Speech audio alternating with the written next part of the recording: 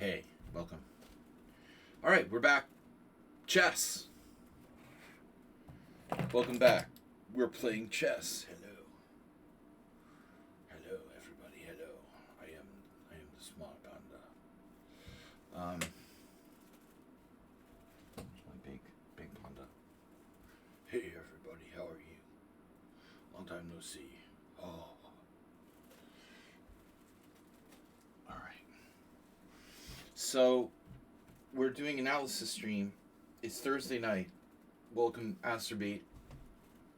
We have games from Nefidov, Mr. Slow, Asterbait, Prungsism. Okay, so Sun Prism, Asterbait, Mr. Slow, and Nefidov. Asterbait is first. Wait for the children to gather around. Gather around, children.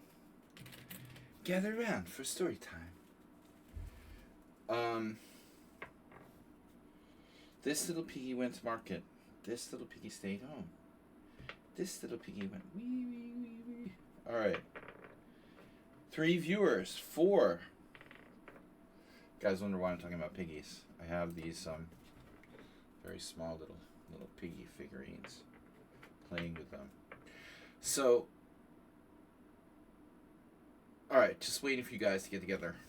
Get the brains together.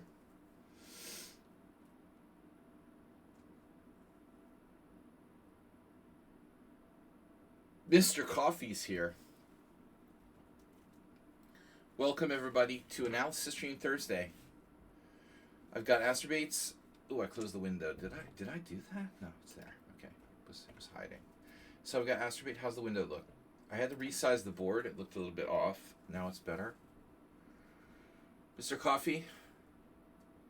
I had to go in and get a new identity card today. A Hungarian identity card, and every time they take my picture, it's like horrible. It's like they try to make you look ugly. I'm looking at the camera now.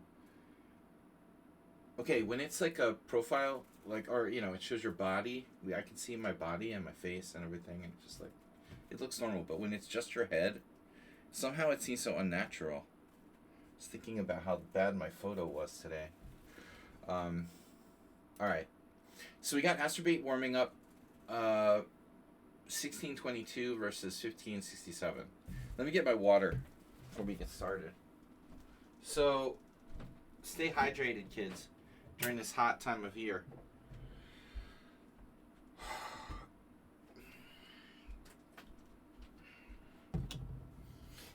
Yeah, I don't know. I have to post. How are you guys doing? I think I had told Asturbate. I think I have post tournament depression or something.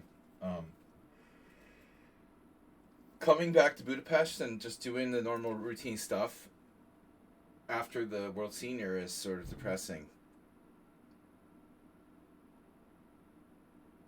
I guess we all have excuses, right? We're old. The world is falling apart. It's nice to escape from your day-to-day stuff, and then when you go back to the day-to-day stuff, it feels kind of depressing, I think. How are you guys doing? My opponent died. No. Alright, so this is Asturbate. He's white. It's knight f3. And I love when they play knight c6. When I play knight f3. I love to see this move. There's so many good choices here. And you chose, the least good one. My preference is for d4. Because I think the Chigorin is bad. It's pretty bad. If you play e4, they'll play e5 and they can go into a normal opening. If you play d4, they don't really have a great move. Their best move is d5, and it's the Chigorin, which is better for white after either c4 or even just g3. Or even the London system, for that matter. The Chigorin is so bad, even the London system is good against it. But anyway, okay. c4 practically forces black to make a good move. And I think that's the problem with this order of moves. They're practically forced to make the proper move. Now you're playing Well, in normal English. Okay. So if you want to be provocative here, you can do different stuff. Acerbate, I know you played this.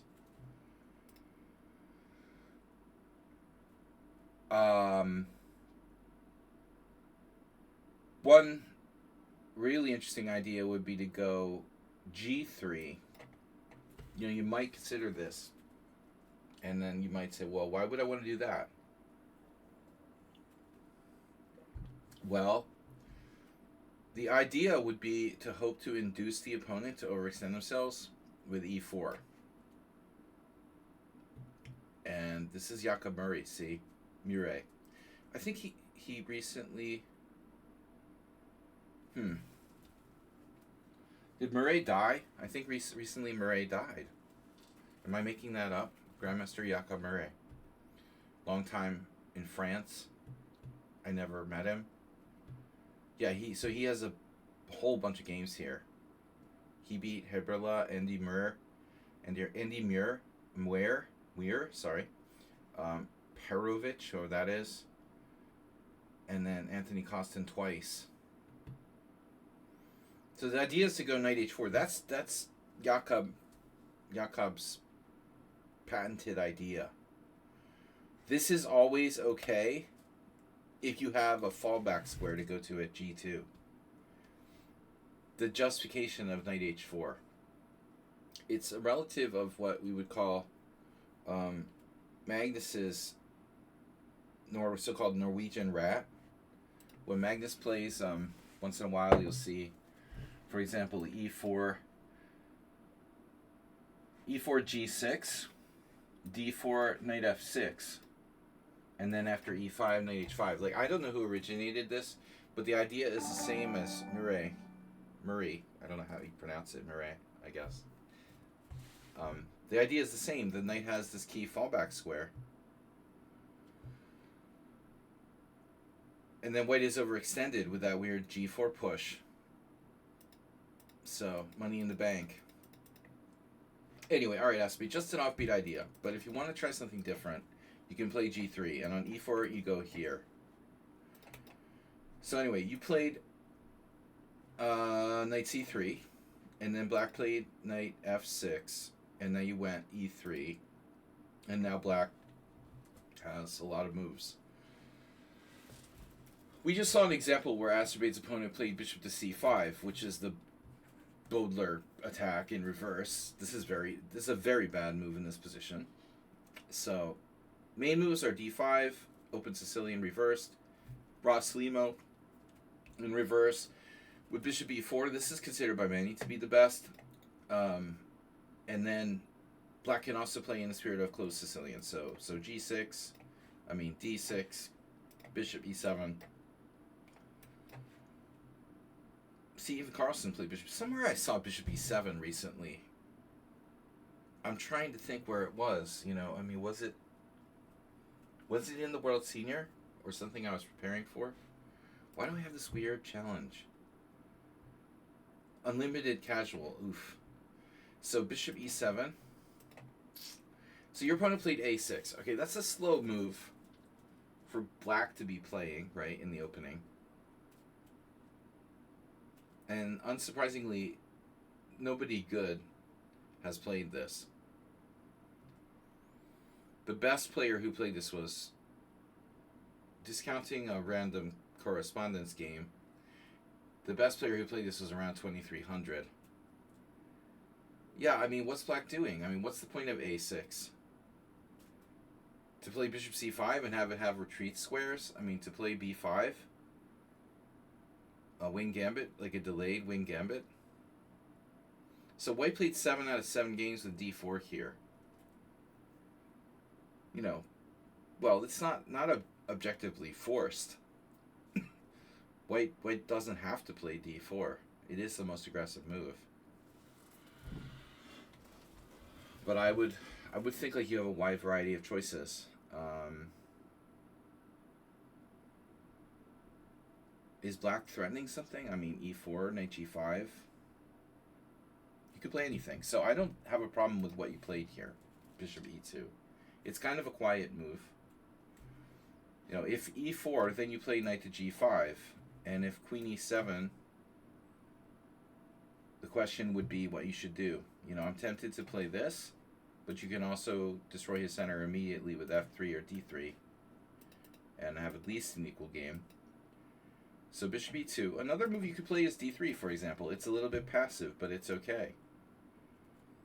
Queen c2 is clearly completely playable. So d4 main move, bishop e2, and now d5. So you encouraged him to go for an open Sicilian, where maybe bishop e2 is more constructive than a6. This shouldn't be bad for white, for sure. You're playing Sicilian, not him, so I don't think the a6 is so useful. a6 is more useful for you. You having a3 or something. Right, okay. So it's like he played a3. C takes d5, knight takes d5. And now things get interesting. You are facing no immediate threat, but you're playing the Sicilian with reverse colors. So Azerbaijan castled. Nothing wrong with castling. One thing though, you know, if you allow him to play e4, we have to consider the ramifications of that. So castles, knight takes e3, exactly. B takes c. Now what if he plays e4? Just imagine it's kind of like an Alekhine's defense. This is not really bad for white, is it? Because if knight to d4, taking is no problem. You take toward the center. You can undermine this pawn very easily. What about this? Like a 4 knights Sicilian in reverse. Acerbate. What is white's best move in this position?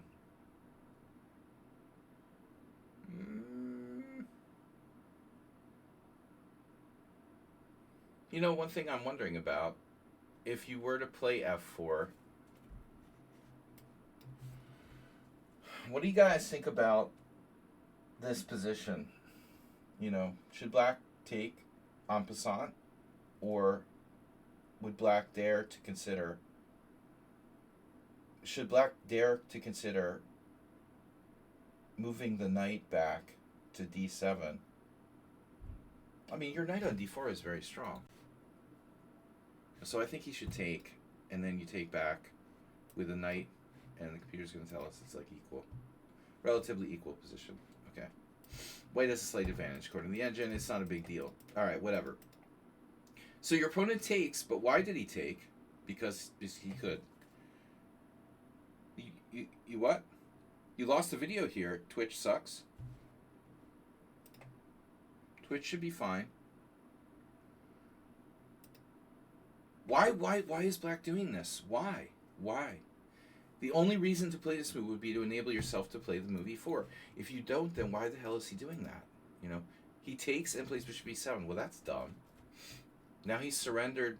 He's brought your pawn toward the center, traded off his powerful knight in the center of the board. For what? You know, for no reason. Now you play d4. You don't have to play d4. It's not a bad move. It's not a bad move.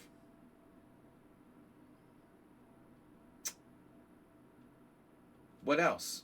You know, maybe you prefer to play e4 or d3.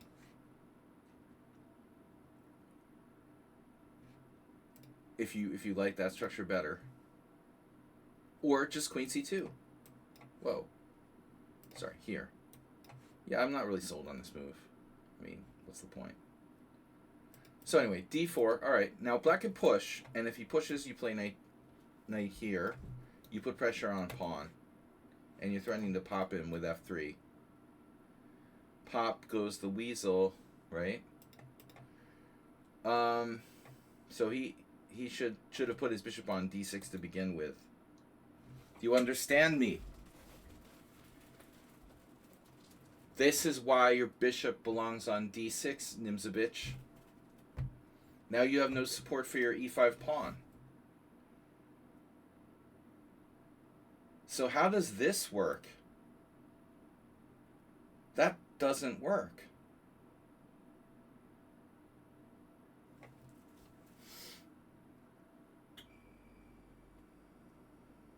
But the $1,000,000 question is, should you take the free pawn on e5? And if so, which way do you take? So if you take with the pawn, he takes here. You take back with the bishop. If he takes this, you take on b7. Very good position for white. Or you take with the knight, and he takes back. You could just take on g4. You're up a pawn. Or he trades, and then you take back, and he takes here, and you're up a pawn. Guess what? You're up a pawn in all variations. So it's really like problematic about, well, which way to do this. But you instead played d5, which is also good. Maybe he doesn't win a pawn. Bishop takes f3. Now you could take with the pawn, but you took with the bishop. Bishop has some power here. Black has few squares for the knight. But you're not up a pawn in this variation. Black also needs to consider knight b8. He went out on a5. He has a square on c4, knight b7, knight d6, knight b7, knight c5. Oh, you're winning a piece with queen a4 check. Oh shit. So I guess he should have played knight b8. Yeah.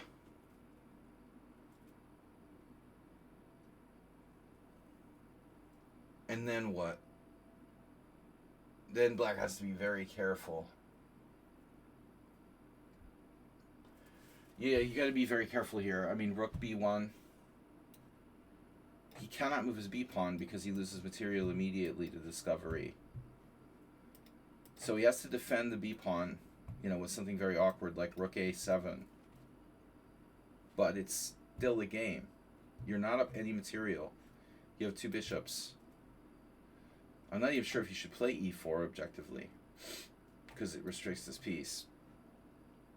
Alright, so he drops a piece, the knight a5, queen a4 check. b5, queen takes a5, and it's over. Castles. And then this is a gimme. Except it doesn't work. Isn't that a blip? Queen takes a5. Castles. This doesn't work because a pawn takes, and then he takes and recovers. That sucks. So you played bishop a3, trading pieces, and you're up a clear piece. And now d6, but objectively, you don't have to do that. It's fine.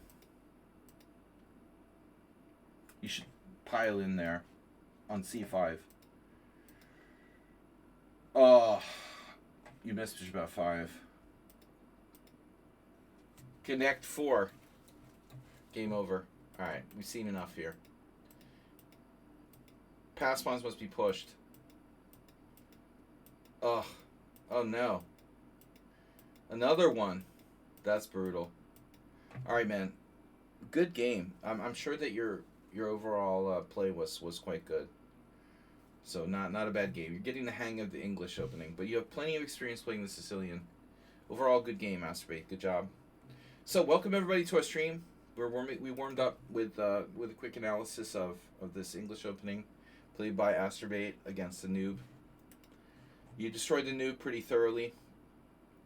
I want to point out to everyone again, when one plays the Sicilian, and one faces this a lot, they do this because the chickens cross the road because they can cross the road.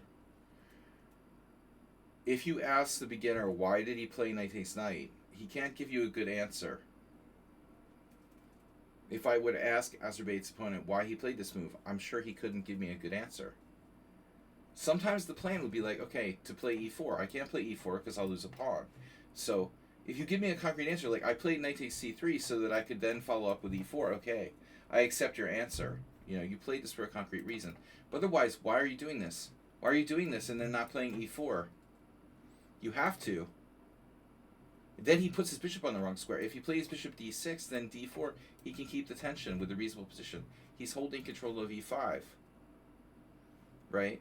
But he plays a bad move, then another bad move with no plan, and then d4, and now he has nothing better than to push or take or lose a tempo. You know, he can lose a tempo with bishop d6. Fine. But what does he do? He loses a pawn. It's totally planless play by black. No plan.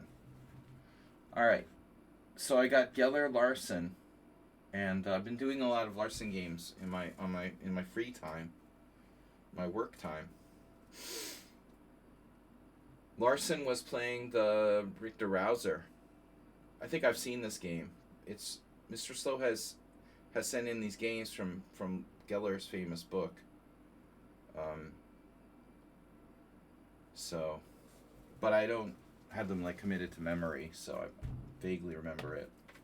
Very epic game played between two of the best players in the 60s. This is Geller Larson, 1966. Candidates match. Candidates match for third place. I don't know what that means. That was a playoff. Okay. It was a playoff, right. Like a playoff match. So, Geller's white.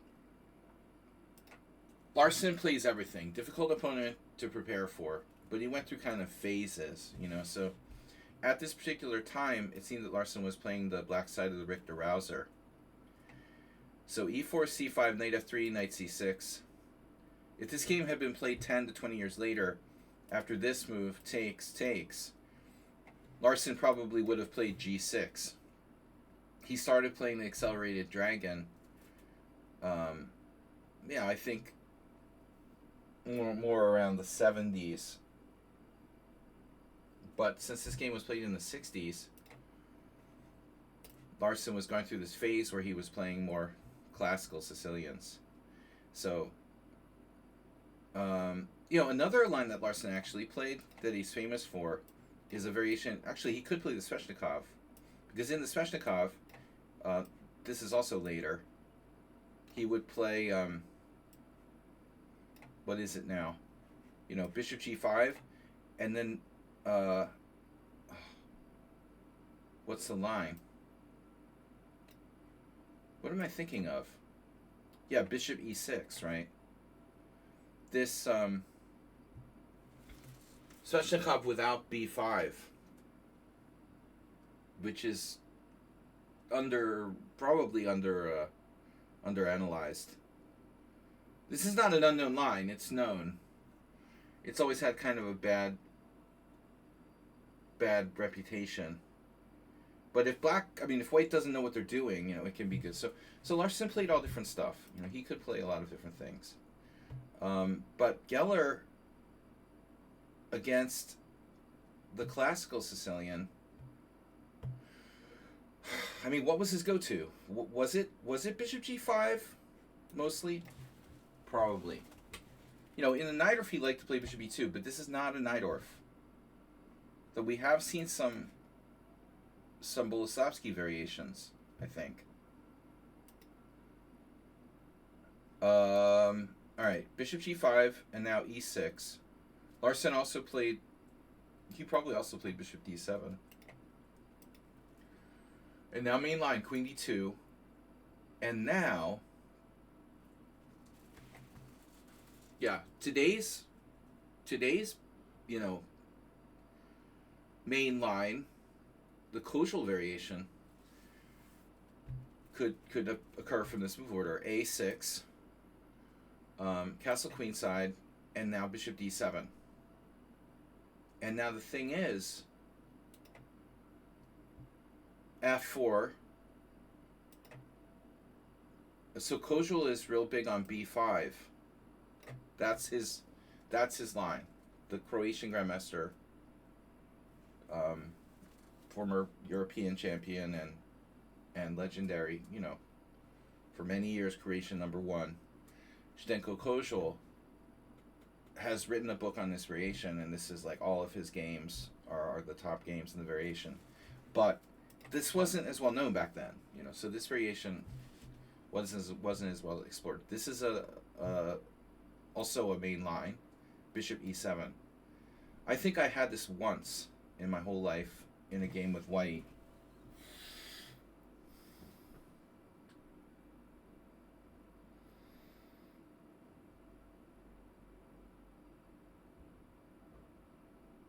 I don't even know how I had it once, because I normally never played the Rouser. I don't know what got into me.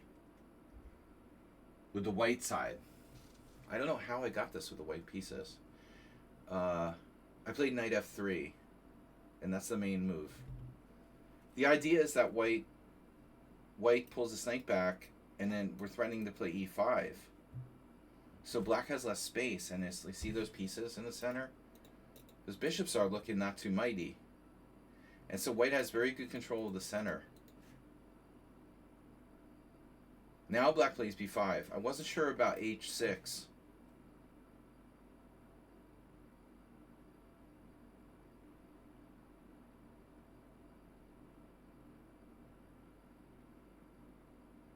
Very few games here.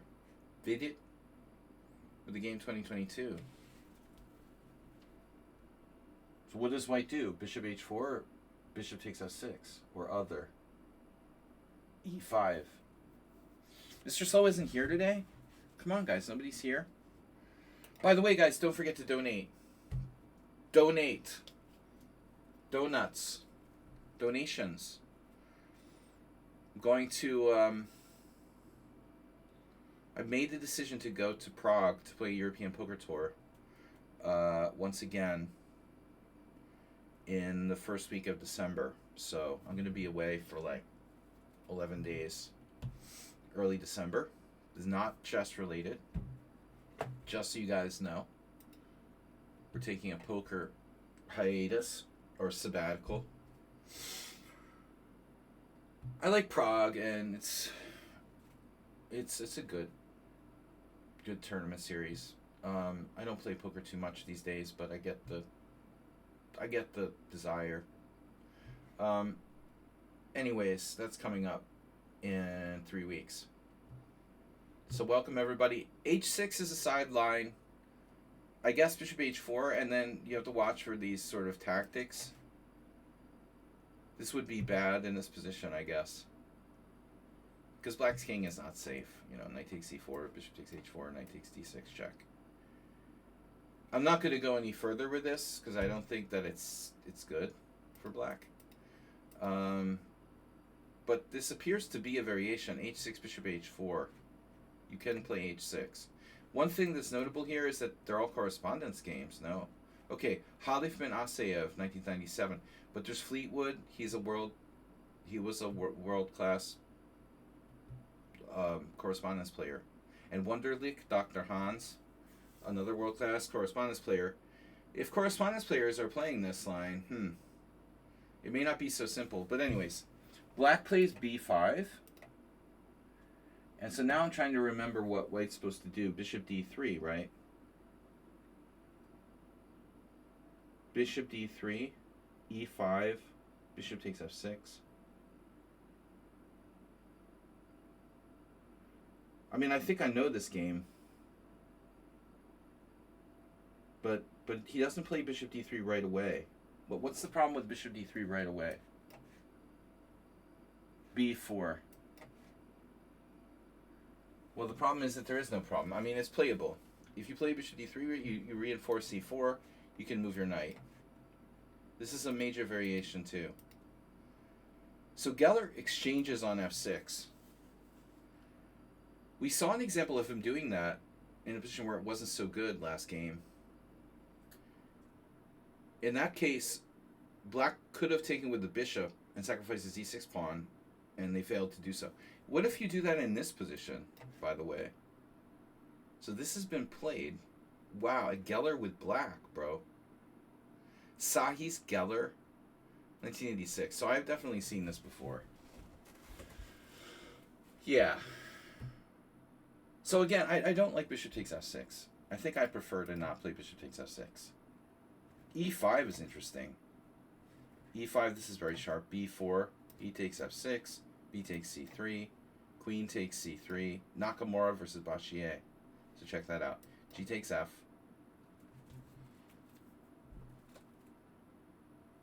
Very sharp position, but black's king is still in the center. With a lot of pawns to protect it. You know, the biggest problem in the Richter Rouser with black is that this rook on h8 has difficulty communicating with the rest of the pieces. Oftentimes, it's not the king that's the problem; it's the rook. You know, you can't get your rook in the game. So I don't know. I don't remember Geller's notes specifically, but I'm thinking like he did this again too early. It's better to wait. Fisher Robert James versus Spassky, 1972. Computer doesn't love bishop takes, but let's take a look. Queen takes d6. And now rook a7. Exclamation point. Wow. Why is black's score so bad here? Well, that bishop gets squished by e5. That's the problem. Black's down a pawn.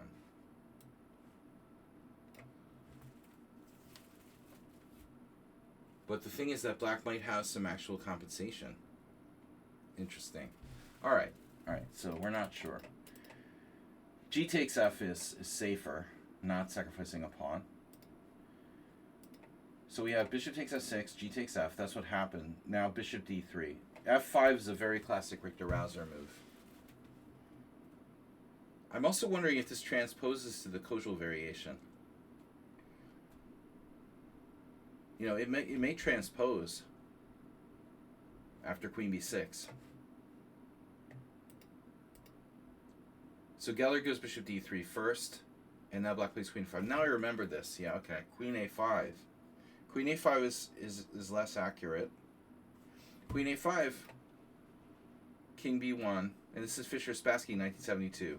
So this game was played in 1966 in Copenhagen. King b1, and now b4. But this is also a question. Is this the best move? So later would be played in Fischer Spassky match 1972. Exact same line. And interestingly, black has not lost a single game subsequently from this position, even though white is slightly better. Alexyenko Bakro, a bunch of older games. Interesting. 92, and now rook g8. I feel like we went over this game on the stream already, but I think I must have analyzed it for another source. I must have gone over this game a long time ago. I must have done this game in a chess video or something. Queen c5. And so rook g8 is also possible, and that's the game move. And shockingly, there's no examples of this happening. Crazy. So this game is not in their so-called database. Rook g8. And now knight g3. And that knight heads for h5. It supports f5. Defending g2. Queen c5. But I guess the bottom line is that there's no benefit of rook g8. Like, queen c5 is better. The queen could have come from b6, by the way. What's the advantage of playing queen a5 versus queen b6? I guess there is none. It could transpose. So white has only ever won one game here with the weird move rook c1. Timofeyev, Savitsky, 2017. White's idea to play c3.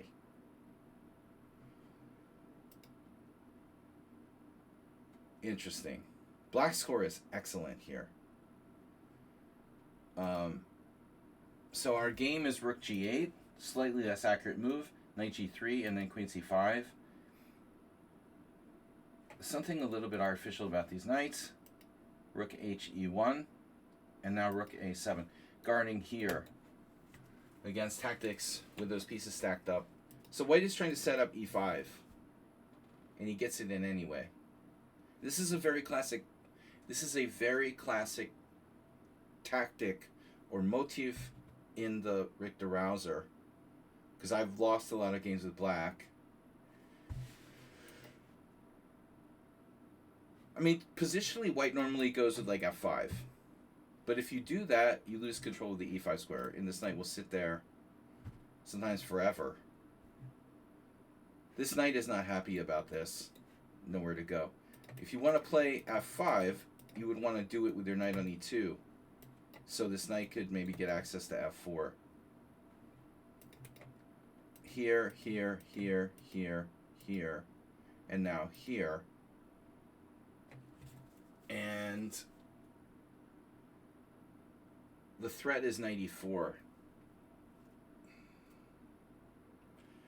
h7 is hanging, by the way. You know, incidentally.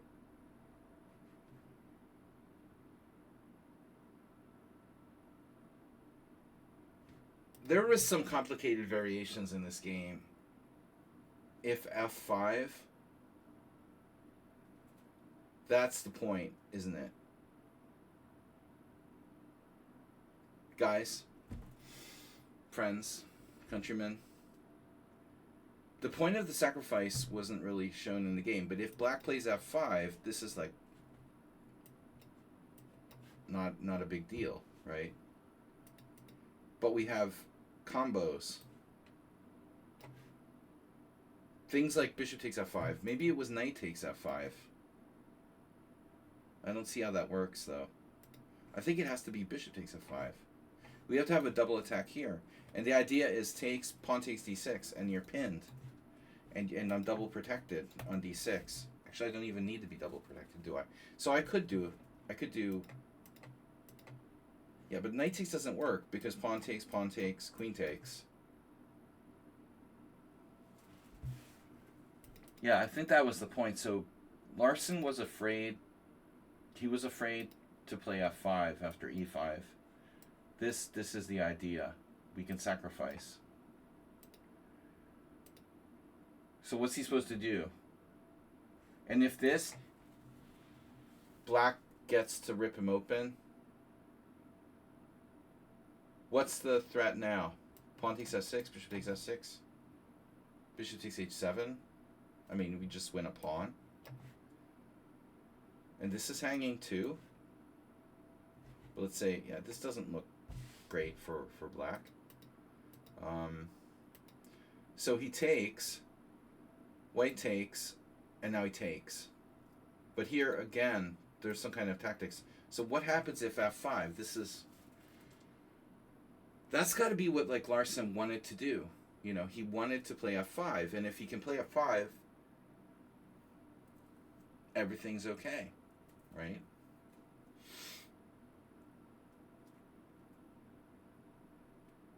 What's the problem? It's got to be similar to the game, right? There's no sacks. So it has to be this. How do you defend your h7 pawn?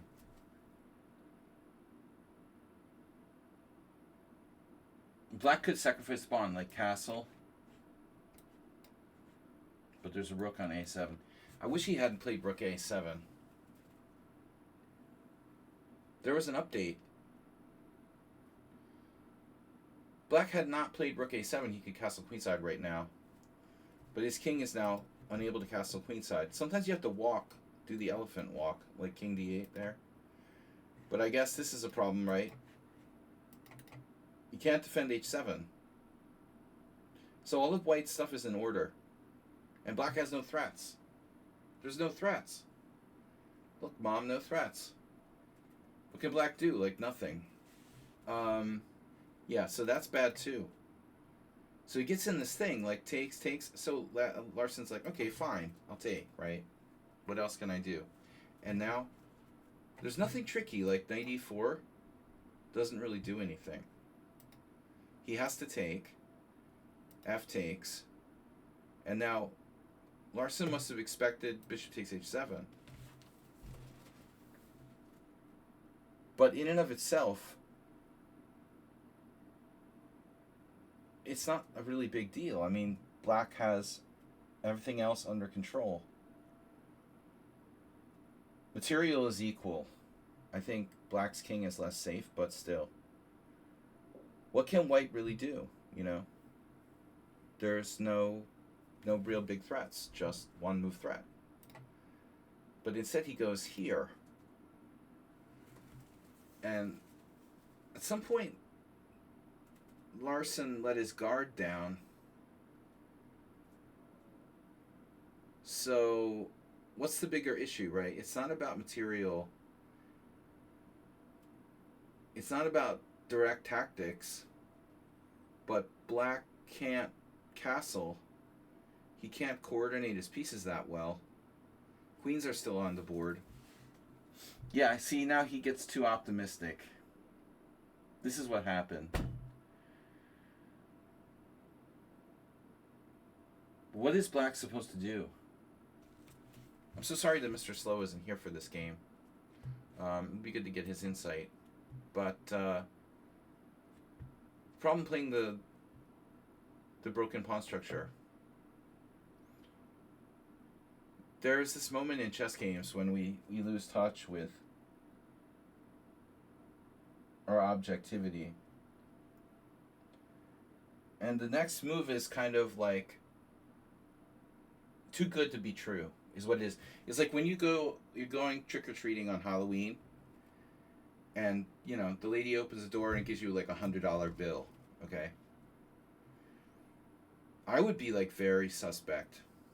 You know, I mean, this $100 bill has to have like some kind of, I don't know, you know, poison on it or something. I mean, this how can Black he just does F5? He's like, yeah, I got everything. I got this huge center. I'm playing Geller. I can sacrifice my H7 pawn, no problem. I have the monster pawns coming. Everything's great. Too good to be true. You know, it's too good to be true. So he misses a tactic. Queen takes H7. He saw this. Rook is hanging. If only there's no tactics, Black is fine, fundamentally. And Rook F8, he defends. He's not afraid of check. Look, there's a check. Oh my god. Look, there's another check. Oh my god, what am I going to do?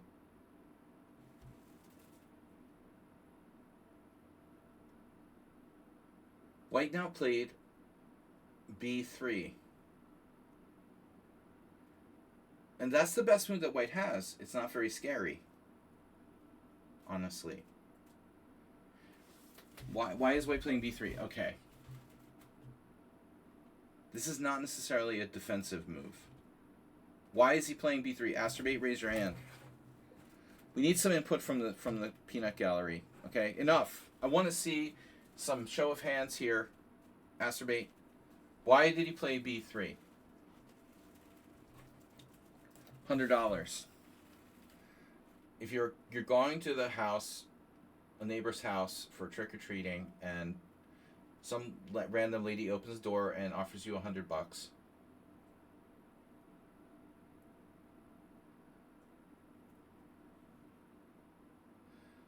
Stop Black from playing it. Yeah, that's not the answer. Black has no real threats. Black is consolidating. Black is like alien face hugger in consolidation mode, like growing, you know. It's like growing. It's trying to like consolidate, become like a deadly, you know, predator. But it's not a deadly predator yet. Black doesn't have any threats yet. The long term is that these pawns just come down and it's game over, man. It's like Space Invaders. Yeah, bishop c4. Exactly. This is not a defensive move. He is playing b3 at risk of slightly weakening his own king position and the c3 square. It's clearly about bishop c4. Clearly. This is the idea. You know, totally. I mean, Black could start going like a5, a4, you know, by the way. But there's a problem, right? Bishop c4. And now we start to have serious threats. Check and bishop takes c6. Richter Rouser, the white play is typically on the light squares because you trade your darks for bishop. This is a typical Richter Rouser. What happens in the Richter Rouser? White plays bishop on g5, takes f6, giving up the good bishop. And usually it's about white square play. So here it goes. it's starting to show up in the form of these squares. And black has a light square bishop, but he has so many weaknesses on the light squares that it's going to be hard. It's going to like be overloaded in a minute. So yeah, b3 is a scary move. It's not a defensive move. He wants to play bishop c4, open up the rook, attack e6, and black starts to fall apart. But I don't remember, like what the computer says here. I analyzed this game last year, 2 years ago. I mean, black is like one move shy of having a good position, basically. But he missed something now. But I don't know if I don't know if black had, anything special, even if he could play the best move or knew like his next move was a mistake. I guess his next move, I don't know if it's a mistake or not. I don't know if he has anything better. But after this, he forces him to go bishop c4. That was the plan, obviously. And his idea was, yeah, he sees queen g6 check. He sees queen h5 check. And what could possibly go wrong if we centralize our queen? Best possible square. By the way, setting up bishop f6, queen a1 mate. Hello. I tell myself all the time, what is the most dangerous moment in a chess game? When you think there's no danger. That's the most dangerous moment, Because it's happening constantly for me. I always lose when I least expect it, when I'm thinking like everything's okay. Black is like, oh yeah, queen e5, that was my plan. I'm going to play bishop f6. He misses the shot, check. Oops. Oh no. King d8, and then clink, rook takes e4. And that's it. Totally game over. Okay, there's a trap, right? Queen c3. Black lost a huge pawn. His king is stuck on d8. Relatively safe, but black has bishop f6. I mean, yeah, it's possible Larson saw all this. And his mistake was like later. I don't know. Did he miss this? Oh no. Oh no. Yeah, I remember this game now. It's funny because black's king like gets mated. Now he can't stay, setting up the bishop f6, queen a1 mate, so he has to go back. He could have gone to g7, right?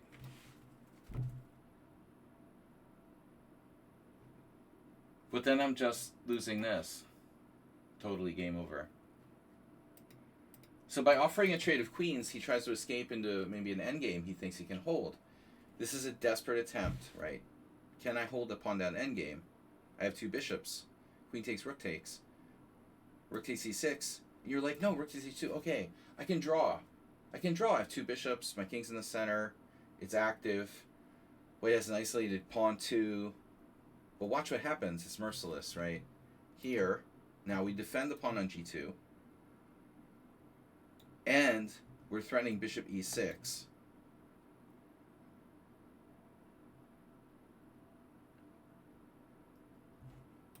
I don't know. If realistically black can have chances to save this game.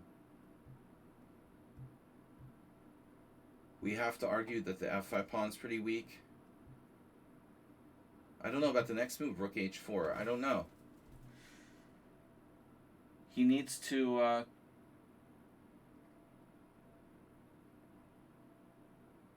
I mean, this is a problem, though. Knight f4. Knight f4. Knight d5. I mean, if black could consolidate his position in some way, how would you consolidate? I mean, rook h7 to defend. And king c7 or something? King c8, maybe? Number one way to exploit the two bishops is, like, trade them off. So if white could trade the bishops with, like, bishop e6, that's probably not a bad thing. But I don't know. Does black have chances to draw this? No, it's totally lost. Totally lost. It's amazing how totally lost it is. Would you guess this position is minus 3.8? because Larson probably didn't think that. I'm telling you, if he was anything like me, Larson at this point was optimistic, and he thought, oh, I'm down a pawn. I'm down a pawn. I've saved worse positions. It's minus 3.8. He's negative, almost negative 4. Yeah, black's king is not safe. So this move, don't really like it. And then knight d4. Oh no. Coordination station. So we have knight c6, check. Knight takes f5. And possibly knight e6, check. So in this case, the knight is actually better than the bishop. King c7. And Larson comes so close to saving this now. a6 is hanging, right? He could have grabbed that pawn. Check this out. What if he tries to grab that pawn? Would you guys grab the pawn? Admit it. Rook takes a6. Rook takes a6. Bishop takes a6. Something like bishop c5. Black still has chances to save the game. Some small chances to save the game. So Geller doesn't give him that. He doesn't grab the pawn. He goes here. This is really nasty. So everything is stacked up on the 7th rank. Bishop f6, and then check. King up on the dark square. It looks safe, right? Here. Oh no. And then the really shocking thing. It looks like black's totally lost. But black can actually allow white to do a discovered check. And he doesn't lose immediately. This is crazy, right?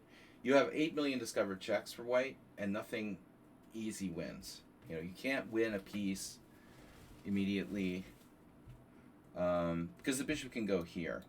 You can interpose there. Like, if knight f8, check, bishop here. So white plays knight c5, check.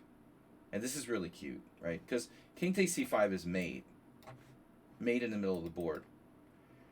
Bishop c6, and now knight a4, check. King goes back, and now we just take. And you're thinking like, well, this is no big deal, right? Okay, he traded, so what?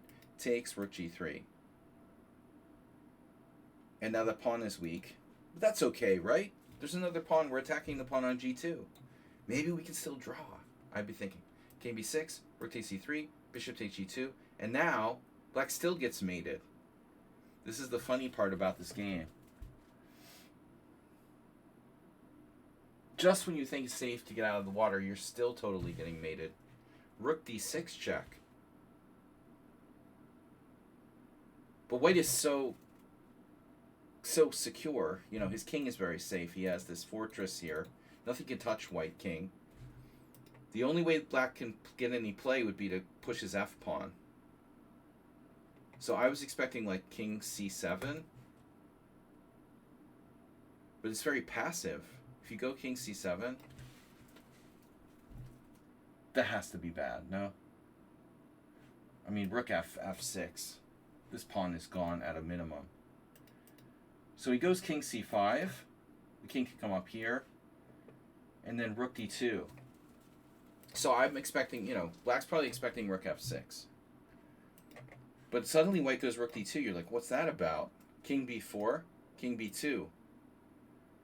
Oh my gosh. Now, black's king is getting mated. Bishop e4, a3 check, king a5, and then rook d6. Yeah, this is a very slippery and deceptive game, Black's king was never safe. Even gets mated in the endgame. Yeah, it was a very good game by white. I think if you go back to move, 17 here, this was critical. Rook a7 is a mistake. Caused them a lot of problems. But first off, Larson made a lot of mistakes. He should play like Kojal with queen b6. But even after queen a5, it's more accurate to play queen c5. This is better. Yeah, Fischer-Spassky. See what happened to Fischer-Spassky? Spassky drew. Queen c5, f5, a5, and now what? Knight f4. See, putting pressure on the light squares. But anyway, black at least has chances. A4, rook h1. How did the game go, Fischer-Spassky? A4, rook c1. See, Fischer invented this idea to play for c3 here. All right, let's go to the next game. So, Sun Prism with black. Mr. So, you made it. Oh, you just missed it. Yeah, no, and we did that game before. I did that game before a long time ago. I did the game before a long time ago on chesslecture.com. But it's funny, you know, my memory is... I have so little space left in my memory banks that, you know, it's like your phone. It says, sorry, not enough space. We need to expand the... You know, I can't remember everything. I remember bits and pieces. That Larson game is a good game. Yeah. It was instructive, thank you. We haven't done any rousers, really. Just that last one. But it's funny that Geller would go on to play bishop takes a black side of that. And I think you probably... Well, actually, I don't know if you knew that. Well, I guess that's not in the book. I don't know if you're aware of that or not, you know, but the move bishop takes f6, black can play bishop takes f6, and the computer doesn't say it's as good as g takes f6, but still. The irony is that in 1986 or something like that, Geller actually played bishop takes f6 and drew with black in a game. So I just think it's kind of ironic that of all things he was willing to play black in that same line, but take with the bishop on f6. And yeah, we saw some example there. If you watch the replay, I looked at it a little bit. It does look like white is better though in all cases. Michael Rode versus Danny Kopech. Rode any day. Even though he's a jerk, he's a much better player. All right, so we're playing black. This is Sun Prism submitted a game. Guys, we only have a few games for tonight. I'm sorry. You know, nobody loves me anymore. Unleash. I didn't welcome you here. All right, so d4. Why does this game has annotations of some kind? Mr. Slow gifting a sub to Golden Wolf 9600. That's a good rating. All right, Mr. Slow, getting us on the board for this week with the first gift sub, and that'll get us on the way to a future hype train. Thanks, Mr. Slow. d4, knight f6, c4, e6. Sun Prism playing the Bogo Indian with black. And, you know, this is always a problem for me too. Like, what do we do about this? What do we do about g3? It's really annoying. So, Catalan move order. If you play like a Nimzo Queen's Indian or Nimzo Bogo repertoire, I guess, you know, bishop e4 check is the go-to move. But you can also obviously play Queen's Gambit Decline, Catalan, or Benoni. So bishop e4 check. And now interesting, one important possibility here for white. Now, someone last stream mentioned, of course, the iconic Carlsen Hans Niemann game, the evergreen computer game, no, the old Scandal game where Hans beat him in the Nimzo with some kind of home prep, it looked like.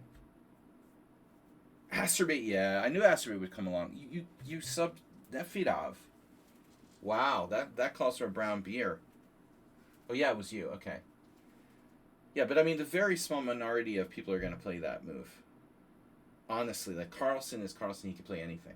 But the average player doesn't play, like, you know, they don't play for the Catalan so they can go into a Nimzo with white. I mean, it's Carlsen could do that because he plays like every kind of opening. But for the most part, they're either going to play bishop d2 or they're going to play maybe knight to d2. And knight d2 is interesting.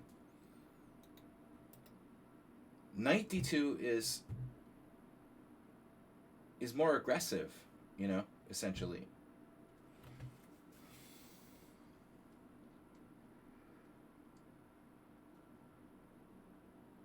And the question becomes, how do we best deal with knight d2?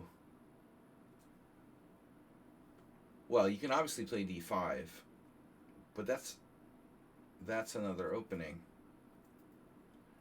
You're going back into, I don't know what you call it, you know, some kind of Catalan type of thing. But I had looked at this, and I thought it was c5. You know, there's an interesting question I want to bring up about playing the Bogo Indian. If knight f3, bishop b4 check, knight d2, c5 isn't that easy. So what I'm gonna kind of put forth here is that somehow against this, bishop b4 check, knight d2, c5 is better in this position with the move g3 than it is with knight f3. And I guess if you want to try to explain why, white, you know, doesn't have d4 protected. Maybe somehow this move is like more effective here than it is against knight f3. Guys, hype train, gift or sub or cheer to level up. Got another premature hype train. Somebody lowered the bar for hype trains from like 5 donations to 2. I think something must have happened. Like they must have changed the default, because I had it set to like 5 donations or events for a hype train to start, and then recently in the last couple of weeks it's been like boom, you know, hype train started after like two gift subs or something. So triggered very easily a hype train. I like it better when it's triggered by 5 people, and you have more people firing in donations and a better chance for the hype train to live. But this hype train has been delivered prematurely. Premature hype train. Nevertheless, guys, appreciate any donations. So anyway, that's our lesson with that. I think this is better. So let's say a3, bishop takes d2, check. Queen takes d2. See, you got to defend the pawn, and now you take. Tomaszewski, Elianov. I remember that game. Knight f3. And what was it? b6? Yeah. b4? No. There's another Elianov game. But anyway, I think this is a good line for black. It's okay. It's the best way to approach it. So that solves the knight d2 thing. The Nimzo is another story. That's also fine. But, you know, g3 Nimzo is g3 Nimzo. But this, okay, best move, probably best move. And now, here's a move that I've never played in this exact position. Bishop e7. And I was surprised because it's the #1 move by a huge statistical margin. So I played the game, this exact position with c5 last week. And I never got enough really control of the center. Exact same position. White took here, and then played like bishop g2, e3, knight e2. Keeping this bishop on the long diagonal. I don't feel like I ever equalized. Hype train has 1 minute left, guys. It's going to die. You're just going to stand there watching the hype train die? The life of a hype train. Prematurely born hype train. Oh no. Hype train rip. Tell me there'll be a hype train on Sunday.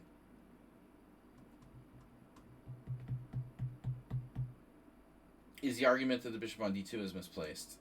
Yeah. That's the argument with bishop e7, of course. No, I mean, it's a standard idea in the Catalan and Queen's Indian. I had just never considered it in this exact position. So I played, You know, even a weird move is like knight c6. This is actually playable. Because, like, say white takes here. I mean, oh no, the knight looks weird, but what are you going to do about it? You know, it'll just go back. I actually don't think knight c6 is so bad.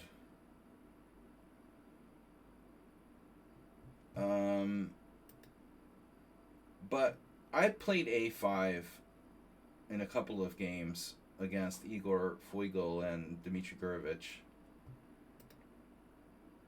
And other than that, oh, Mr. Slow has gifted subs. Wow.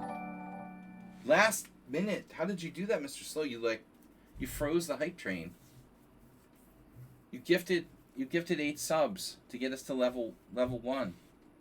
Level 1 complete. Mr. Slow comes through. Move 11 unfettered. Unfetterman. Unfetterman. Can we unfetterman in Pennsylvania? Mr. Slow with 8 gift subs. For the Epstein files. Do it for the Epstein files. Gift subs go to Vladislav, Lajos, G. Souts, Phil, All in Finden, and Griffith win. So bishop b4 check. Mr. So thanks for saving the hype train. Poof, we got to level 1. Got through level 1. Going for level 2 now. Record hype train. Well, I tried to play c5. That didn't work out too well. a5 is okay. Knight c6 is experimental. But this is new to me. Obviously, you could play queen e7. If white plays knight f3, it transposes to a normal bogo. Parmenides got a gift sub. Cool. Welcome back. So bishop e7. Anyway, this is highly likely to transpose to a Catalan. So white played. I was surprised by knight f3 though. Like, why do you go to the trouble of playing like g3 and then suddenly play knight f3? It's really weird. Look at the statistics. There's 1,675 games here, and white played bishop g2 in 1,577 of them. But this guy goes knight f3.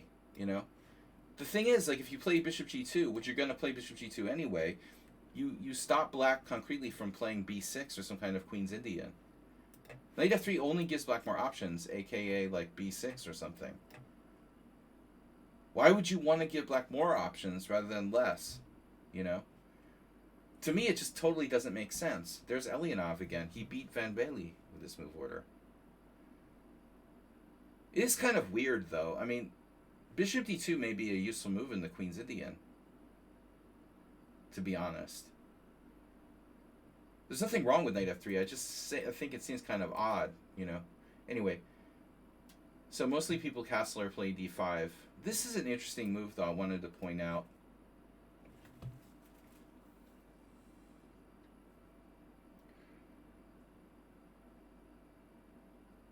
Very few games. But how does white handle that if you play c5 in this particular position? And the other question is, if white were to play bishop g2 instead, what about c5?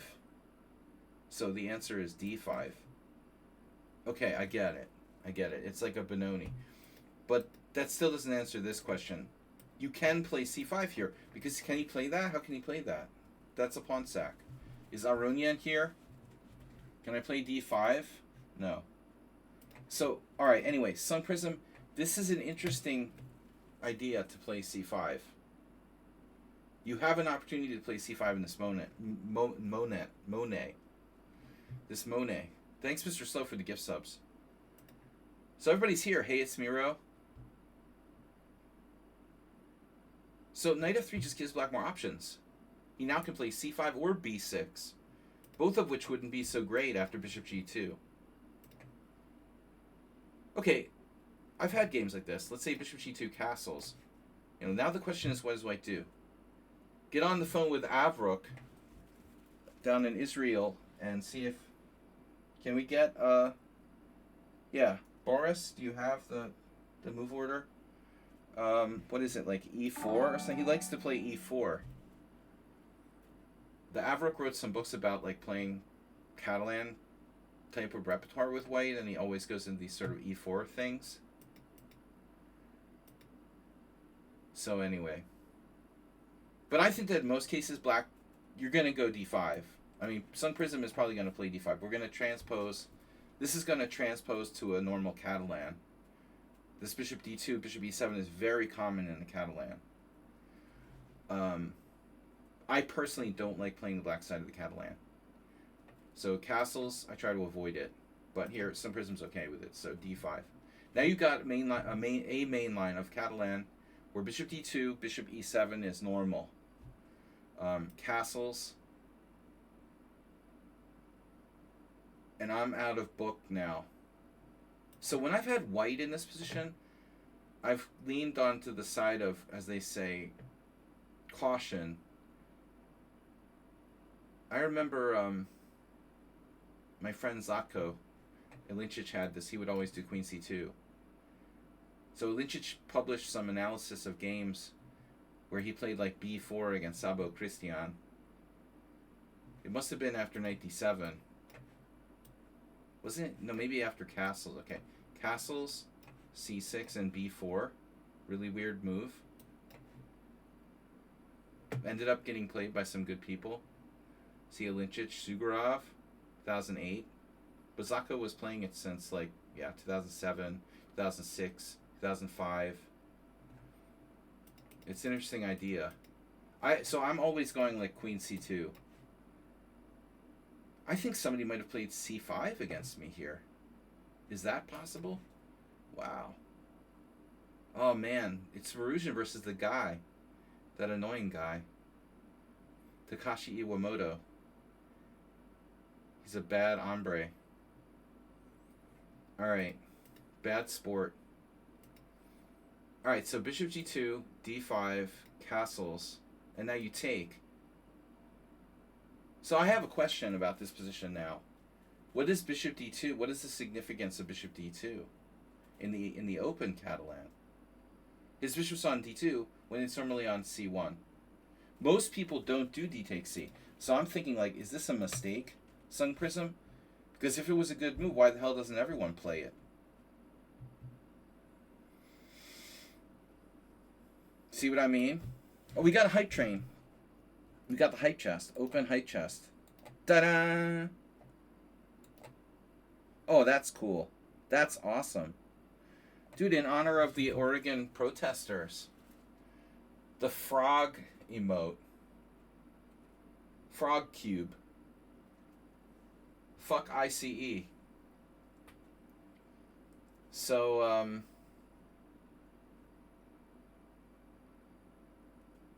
nice frog. Frog costume. They gotta get those in Europe, too. But anyway, so if 7,000 people played c6 and knight on bd7, then how is d takes c good? But I think the question becomes, like, this bishop on d2. Is somehow that beneficial to white, having that extra move? We can play rook c1 in one move. Queen c2. Let me just see if I've ever had this position. Nope. Nope.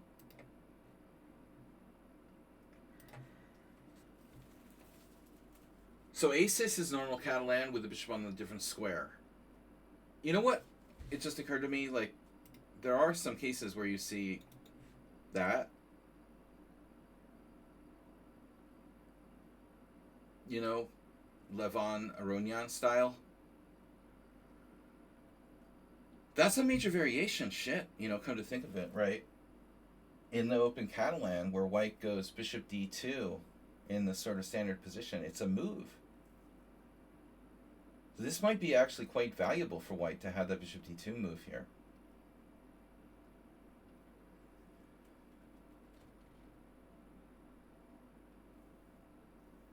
So, statistics don't look very good for black, but the move that scores the best is b5. This doesn't work just yet.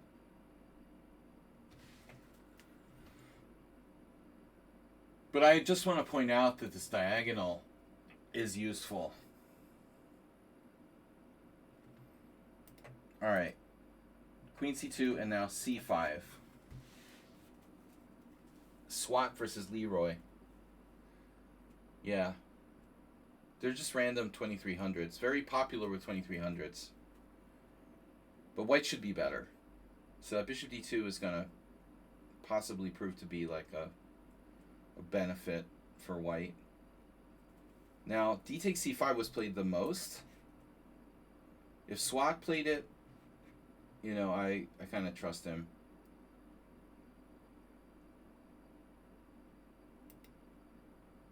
That might be better. You're going to gain time with queen takes c4 hitting the bishop on c5. Take, take, take. I mean, it's simple. Take, take, take. SWAT played bishop g5, though. Ended up winning the game anyway. Bishop g5, bishop back. He doesn't take the pawn. Rook to d1. Queen c7. He's like, no, I want you to defend the pawn. Knight d2. Bishop d7. Leroy. This is a very tedious position where white has some kind of micro edge. Knight e5, bishop g2, king takes. Black is getting tortured. How do we develop my queen side? Oh no. It's only half a pawn. Alright, anyway. Queen takes c4. Stephen Lucky. Yeah, that's a classic, isn't it? Queen d5 like Smyslov. Now what does white do? Move the queen away? You can't go to a4, you get attacked by bishop d7. So it's kind of a problem. I would think like very likely maybe white goes knight a3. So he trades, okay. I expected you to take with the pawn, honestly. But okay, it's structure. But think about the choice here. If you take with the pawn, your bishop can develop. And the pawn on d5, while it's a target, also kind of nullifies his bishop on the long diagonal to a degree. Do you guys have an opinion about this? A lot of people are they're like, I'm curious what Mr. Slow thinks. He's kind of a experienced tournament player.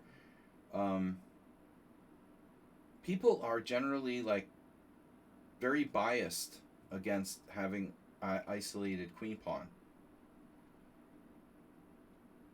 But in this particular position, I feel like it might just be the better move. You know, you have a more strong center, a stronger center, in other words.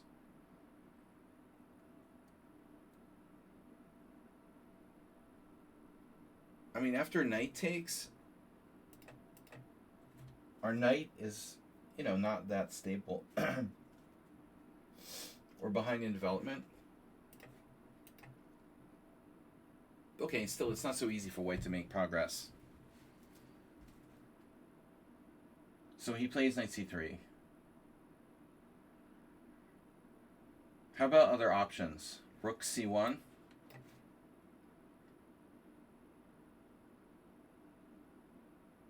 It's always nice to get your rook, you know, to the open file from the original square in one move. But I mean, if you force black to take here, we're looking pretty good. So black has to play. He might have to make some concession, like going here or here. So what do you guys think the computer is going to say? Rook c1 is not on the radar. Oh, it is. Okay. Not the best move. Takes and rook c1. Wow.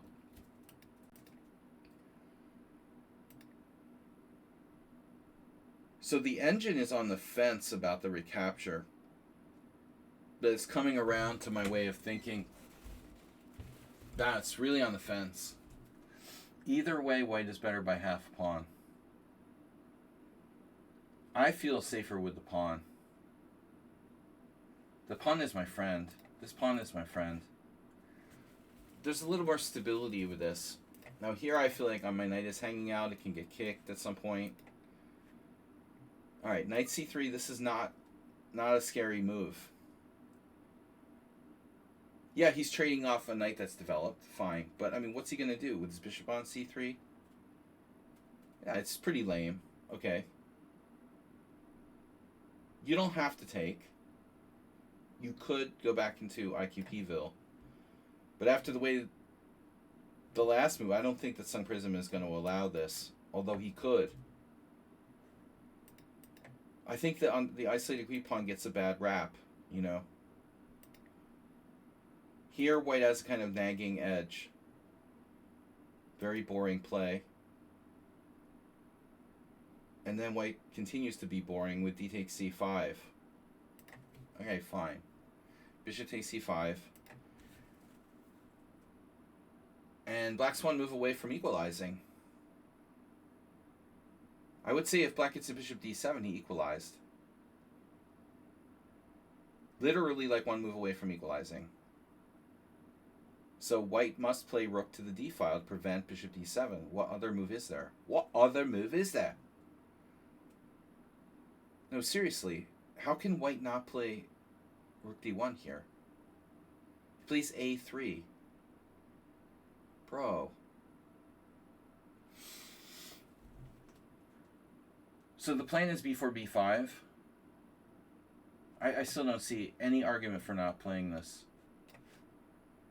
Nothing is going to hurt you on f2. And black's problem is, like, how the hell does he play? You know, he's going to have to play f6, it looks like, and try to bring the king up. I don't have another suggestion for how black would conduct this. I mean, maybe you start with, like, a5 or something to grab some space. Now, that's an interesting debate right now. White plays a3. Should Sun Prism play a5? Now. But I think his move is pretty solid. Rook d8. And then white doesn't play b4. So what if white had played b4? There's just some more questions than answers in this game. White plays a3. What was that, a defensive move? He was afraid, so he played a3.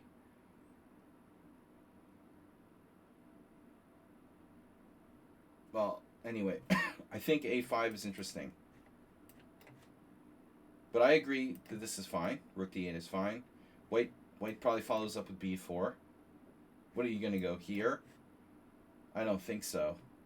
You could. Looks dubious.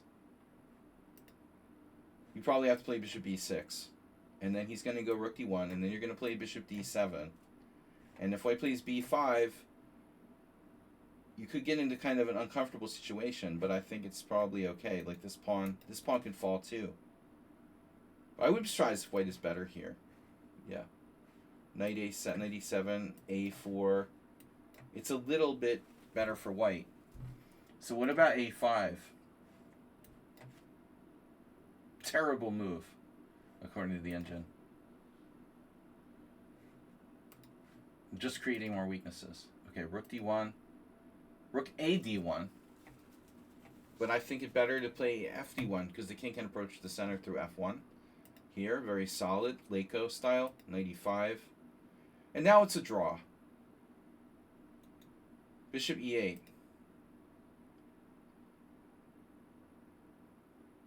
Solid. Should you take and play bishop c6, we could see, what, some kind of issue here?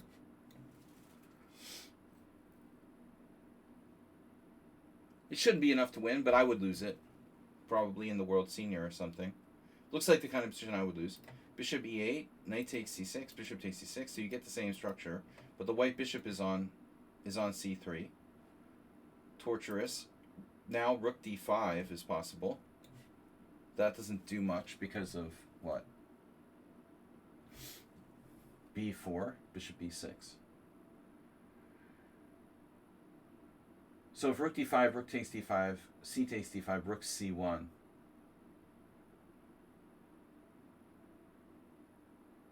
That seems like it could be a serious issue. Rook d5, takes, rook c1, and white is still better. So it looks like Sun Prism is right to play this move. And white goes back, but major loss of time. And now, I mean, unless white is a grandmaster, they're probably not going to win this position. But where do we put our pawns? And do you want to play? Like, I feel like King F8 is definitely a mistake. Pawns on dark squares are not. You know, the more you look at it, you should play F6 right away and bring your king up. This is definitely non-optimal or suboptimal. Is affordability a word? Yeah, basically Sun Prism lost like a sort of tempo there. And then E3. That's a weird move, isn't it? E3. Why E3?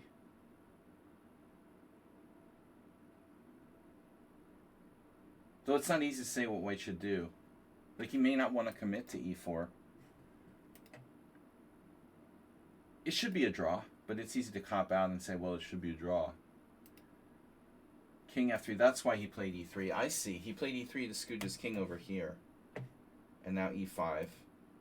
Now all your pawns are on the wrong color. It probably doesn't matter that much in this position, though. It's still a draw.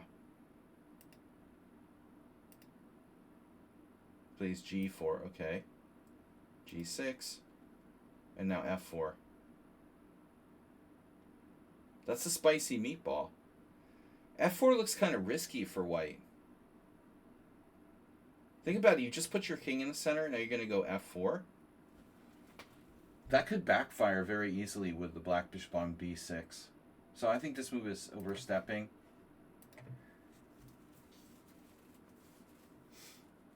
He's overstepping his bounds. It's a risky move, F4. Why do that? So I didn't see it. Okay, the plan is taking with the rook, it turns out. Who would have thunk it? Sun Prism probably missed this as well. You have F5. Yeah, that was white's idea. Okay, this is a nice little trick. That's actually a nice little trick. Wow. But you can play rook takes rook? I don't want to do that. Shit. Are you serious? He didn't take on F6 with check.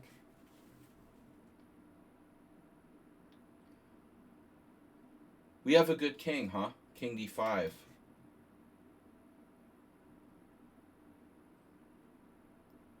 So even after King D1, Rook F7, or sorry, King D1, black to play, I don't know. Black's king is so good. Bishop takes E3, Rook F7. Black's king is so good that he's not worse, even if he has the worst structure. What's equal? The computer's still claiming an edge here for white. It's a little bit exaggerated. It's a very strong black king. I'd probably lose this. But he shouldn't. He shouldn't.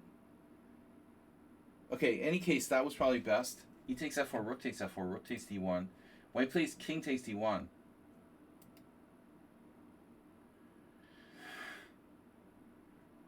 Well, bishop takes E3 loses a piece now, so you can't do that. So he just defends. And it's a draw. King E2, F5. Take, take, take, draw. H3, safe looking move. Rook F7, Rook C4. So again, white is back to his playing for a win. But I don't know, is he playing for a win or is he playing for a loss here? You have King D5. This Rook C4 move looks really suspicious, actually. After King D5, who is better? I don't think that white is better. We're at least equal now. But Yeah, I mean, c5 I don't like. It kills our own bishop. Immediately, he like it negates the badness of your move. C takes b4, bishop takes b4, now it's a draw. Takes, this is a draw. This has to be a draw.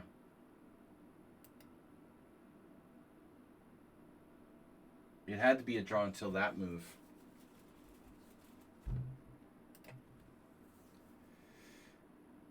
Yeah, now he has an issue, right? 3 islands, king position. Have you checked your rook pawns lately? Is white capable of drawing this with the wrong color rook pawn? This is the wrong color rook pawn. So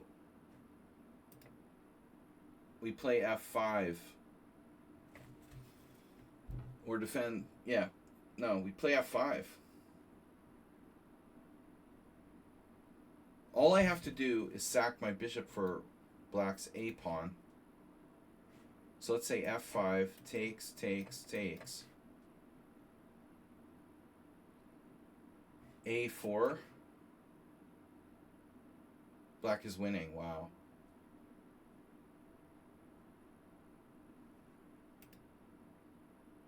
Black is winning here. So f5 doesn't hold. The question is, does anything hold? This is a 10-piece endgame. Man, I mean, it's the wrong color rook pawn. Seriously, if you have the wrong color rook pawn, all black has to do is sack, all white has to do is sack the bishop for the a pawn. And he gets a draw. I can't believe it's that easy. So f5 doesn't work. Well, what else are you going to do? So let's see how this works. Like f5, takes, takes, king takes. a4.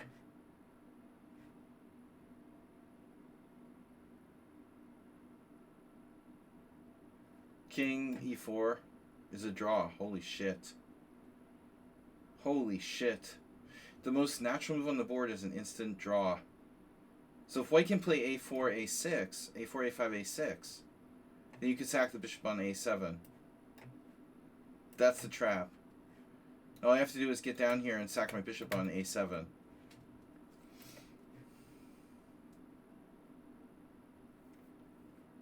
But I mean, white's got to try it. You know, the rook exchange was losing, obviously, but still, it's not. Doesn't mean it's easy. So what does black do? Like a6, putting the pawn on a light square so you can't sack your bishop for it. I have to tie you down by advancing the h pawn, not let you sack your bishop for the a pawn, and I win.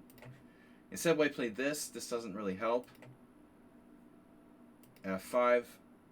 Interesting. Take, take. Bishop d4. And now loss or 50 moves. Loss or 50 moves. Bishop e8. I don't know if white realized that the sacking the bishop for the a pawn is a draw. If he did, you know, he probably would have played bishop e8.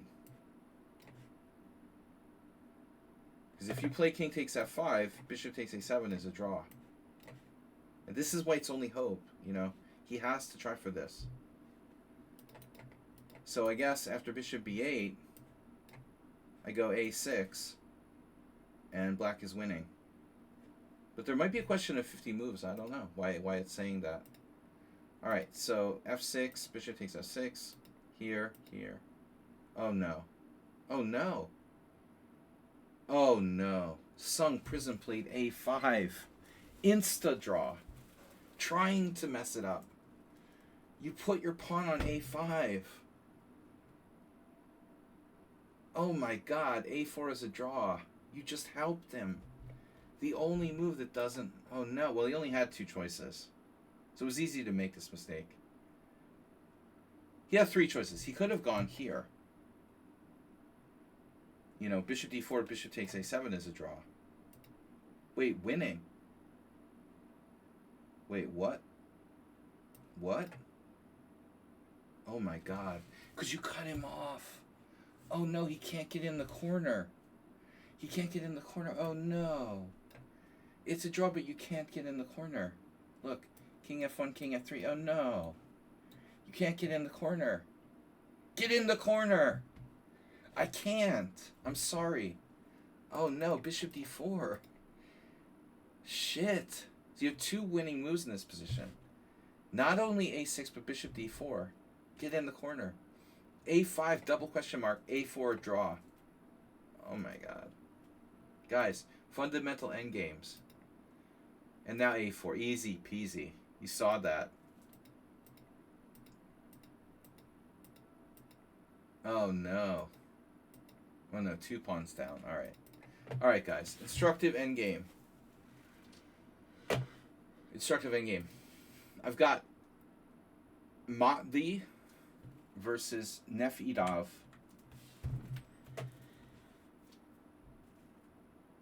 Matli. It sounds Ukrainian. Do you have room? Yes, I do. Just for you.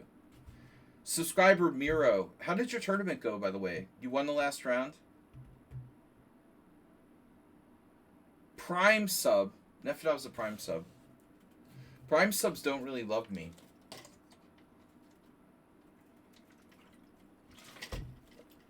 Alright. You should sub on my stream and give your prime subs to some streamer you don't like Kamsky or something. Alright, anyway.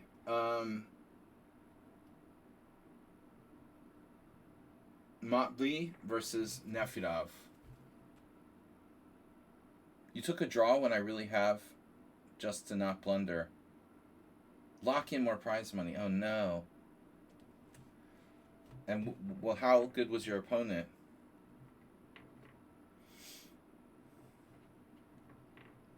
How long am I streaming for today? As little as possible. I don't know.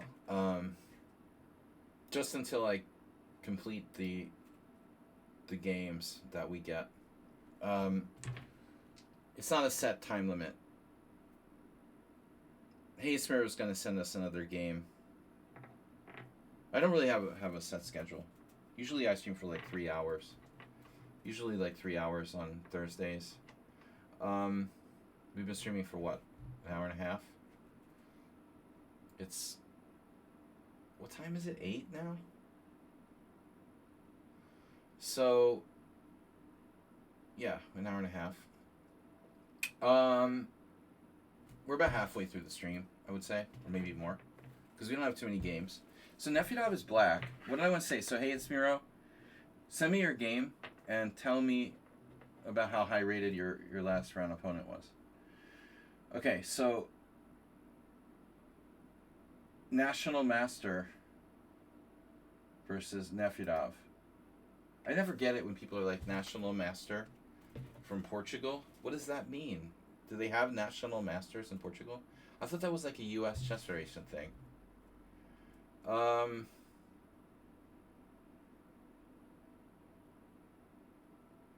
Next time I will add an insult to an injury. Yeah, I went to Kamsky game.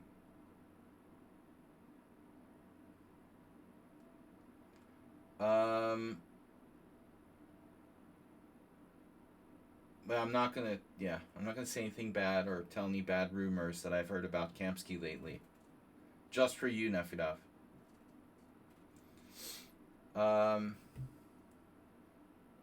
Alright, so c4, c5. c4, c5. We're Nefidov. Knight f3. Yeah, I mean, I played this move order against Nefidov probably a lot. He wasn't that high rated, but he was 4 out of 4. And you got to knight and rook versus bishop versus rook in game. I was tired and wanted to go. Yeah, last round. So you tied for first instead of winning. Well, you're still winning. But, yeah. Yeah, classic. Yeah, you only live once. Only get out of Alaska once. Knight f3, knight f6. Hey, do you guys have problems with ICE in Alaska? I was just wondering, are there like invasions of ICE, like killing Eskimos and stuff in Anchorage? All right. Yeah, news coverage from Alaska isn't very good. G3, G6, Bishop G2, castle, and then D4. Okay, so I have a million games with Nefedov here.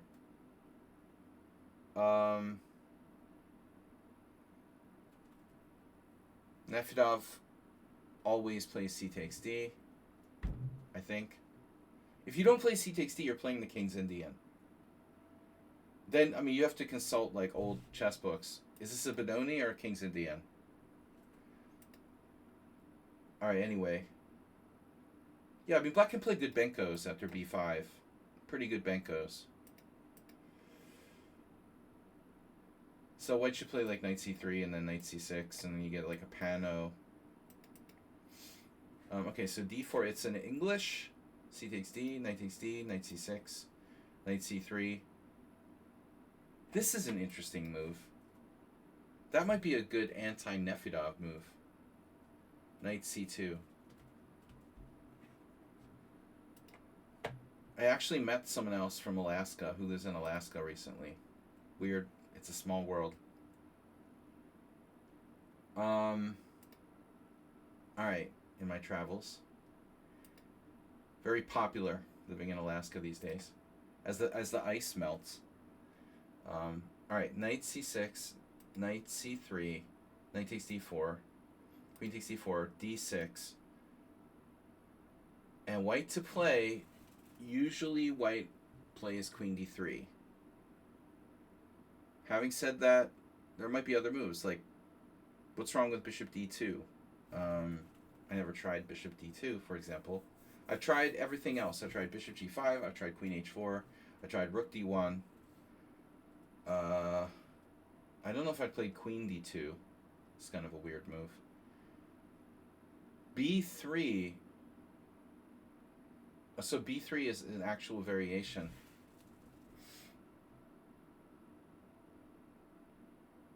Yeah, I don't think I was ever aware that this was an actual move. Larson even played this. I think I tried that last time against Nefedov. Or against somebody. I've played that before. I've played everything else. Bishop G5. Queen D3. I'm running out of things to play here with white. But B3, I wasn't aware that's like a... I wasn't aware this was regarded as a reasonable move. That's interesting. Well, it pretty much like allows you to trade knights. So black can play Knight E4. I have a funny suggestion. Look at the list of moves here. Oh no, it's black's turn, sorry. Right, it's black's turn. No, I have a funny suggestion. Why did no one play Knight D5?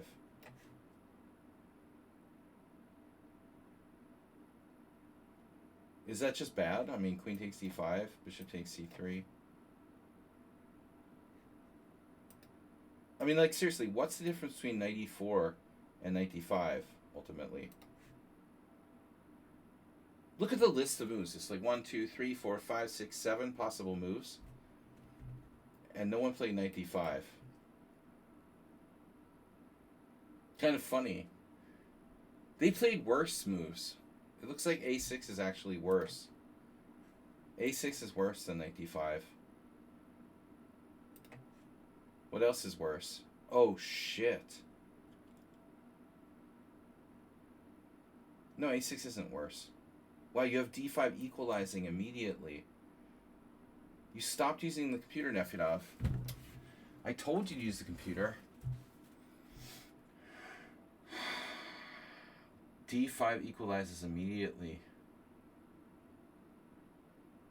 Pure Luigi Piscopo. Konstantin Lerner. Yevgeny Vorobyov. I know I pronounce all Russian names, all Slavic names wrong. Intentionally. Just to torture Nefedov. Well, actually, I pronounce all names wrong, so not just Slavic or Russian-based. So D5. Yeah, I mean, that move really, it does feel like you're pushing the envelope. It never occurred to me to play d5. Nefedov goes with bishop e6. It's provocative. He's trying for optimal return investment on investment. That that national master will never see knight d5 coming. But my assumption would be like this, Pavel. Anybody who's national master or above playing b3, they're not going to like fall for your trap. You know, they see that. They wouldn't have played b3 if they didn't know. In retrospect, yeah, I mean, it looks like you should play d5. So if white sits, what happens? Now you play knight e4. This is interesting. And this is very awkward for white. Queen d3, and then you can play bishop f5. Wow. Not even the best move. So check this out. Knight takes c3. Oh, you have an in-between. You take and then you play bishop f5. No. What's wrong with bishop f5?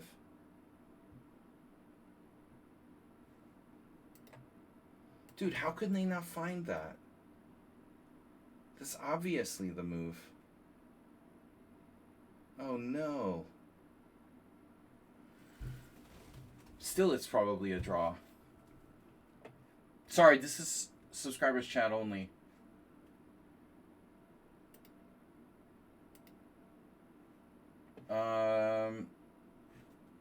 Let's see.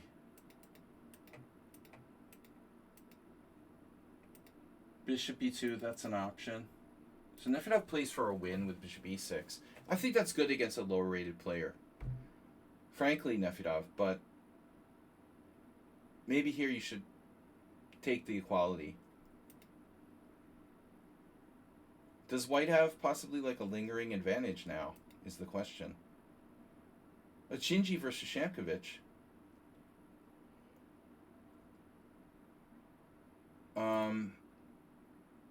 It's funny to see a game between two people you've actually played against. So, Queen d2 makes more sense, doesn't it? But white feels like he has a nagging advantage. It's not much, but it's like something. Minor, tiny edge for white. Why go here? I don't know. Okay. Knight c3, they're both good, I guess. So this is Gingy Shamko. Take, take, take, take. And now someone actually won with black after Queen c7.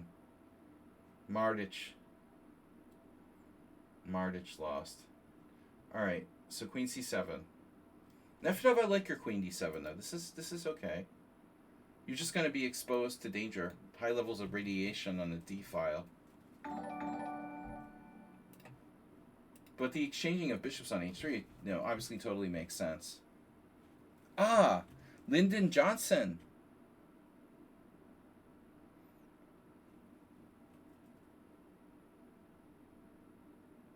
I'm here to view and learn chess. Great. Great. All chess players are welcome. Players genuinely interested in focusing on chess are very welcome, especially on our analysis stream on Thursdays. Queen d7. The problem is that Nefedov is going to have issues with the d file. Rook d1, see? He also evades, your threat of bishop h3. So I think at the end of the day, the Queen d7 is probably a mistake. It was an understandable move, but it looks like there's a reason why these other guys went Queen c7. You have Rook b8 too. This is what Leonid played. I mean, honestly, Roman wasn't really playing for a win in this game. I mean, he wouldn't play like this against Shamkovich in a tournament in '92. If he was really serious about winning, he wouldn't have gone to such a simplified variation. He probably was up playing poker all night or some kind of backgammon or something, and, who knows? I mean, this does not look like Gingy was in the mood to play a serious game. This is obviously, like, whatever. I'll give the old Grandmaster a draw. I mean, Shamkovich was getting up there by 1992. He didn't play that much. I played him in 1998, and that was maybe like his last tournament. So, but whatever. I like rook b8, and I like queen c7, but you're still probably going to play rook b8. Queen c7 also stops c5. So this is better. Very, very small inaccuracy by Nefedov. Here, and now here. And then queen f3.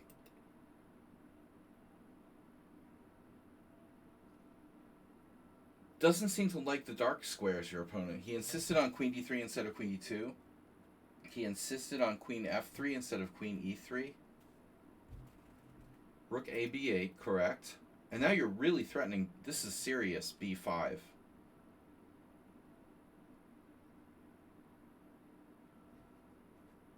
No, you would have gotten... Well, actually, no. That raises an interesting question, right? Like, say white had been, you know, gone queen e3, and you go rook b8 anyway.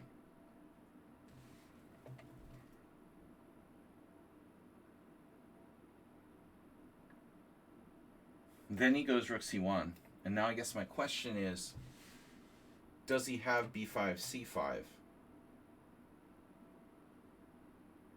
Is this a stupid question? It is not a stupid question. This is an extremely logical question. So look at the difference. You know, we talk about like redundant knights.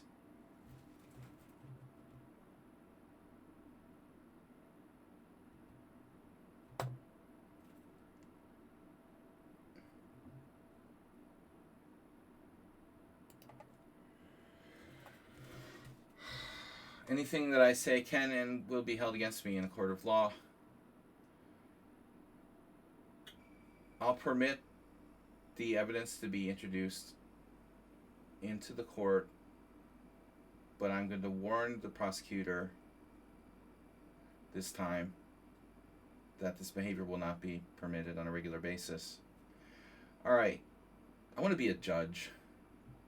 I just decided I want to be a judge. It would be cool to be a judge. Okay, c5. Guys, I have a question, right? On queen f3, is this a redundancy? That's redundancy. They talk about redundancy with knights when they're overlapping. Here we have redundancy too. Sometimes you think of it as a battery, right? It's a battery. But is that necessarily better? What if they were two bishops? Then you'd look really retarded. See, so why is it better? It's better to cover two color complexes. This is better. See? Shrek was right. Rook a b8, rook c1. Okay. So he still has b5, c5. Nefedov has redundancy too. You know, why are we being so discriminatory? Notori. It's the same principle, isn't it? When Nefedov goes queen d7, he's creating redundancy as well. He's ignoring the dark squares as well, right? Why are you guys ignoring the dark squares? Nefedov should have gone queen c7, and white put the queen on the wrong square. Here, here, here, here, and now you played b6, preventing c5. So Nefedov goes on the defensive. Is c5 a threat? Well, you know what the best move for black is here, most likely. Okay, rook c5 is very interesting. Not necessarily best, I just want to mention, you know, this is an interesting move, and Nefedov most likely is aware of that. Admitting you made a mistake earlier with queen c7 is worth thinking about. I mean, so he ends up playing like this very solid move. Okay, b6. It's fine. It's solid. You have no offensive gain from this. Rook c5 is way more aggressive. I mean, you can swing it across. You can try stuff. Get your ass handed to you somehow.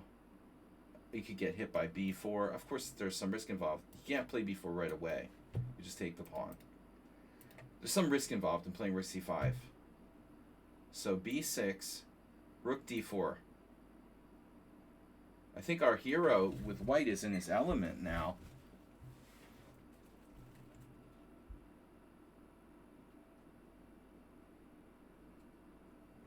Now Nefedov played rook c5.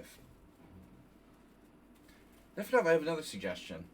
How about the Larsonian sort of like queen e8, queen f8, queen g7? What if you get your queen over to the dark squares, to the dark square diagonal? It can also help protect. If it would be really tricky, you could go here. He'll never understand what you're doing.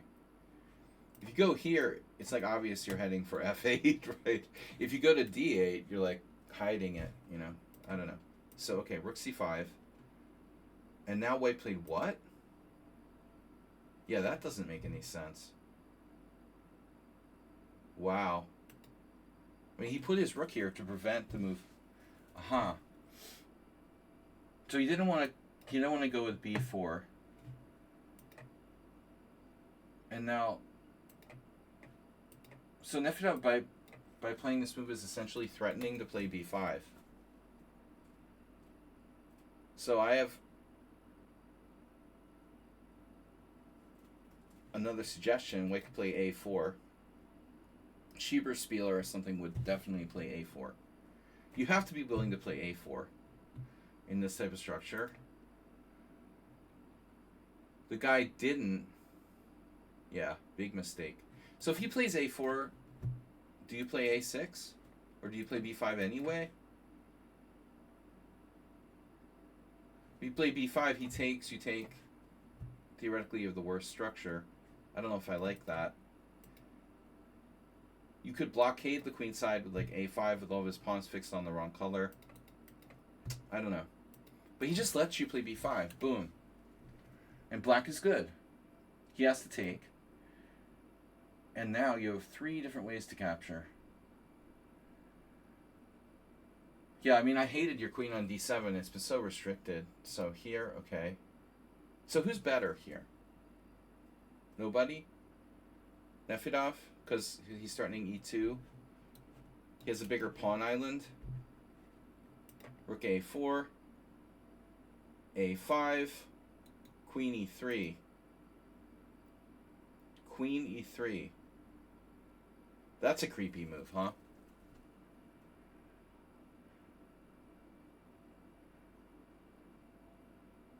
He's all about like one move cheapos with rook h4.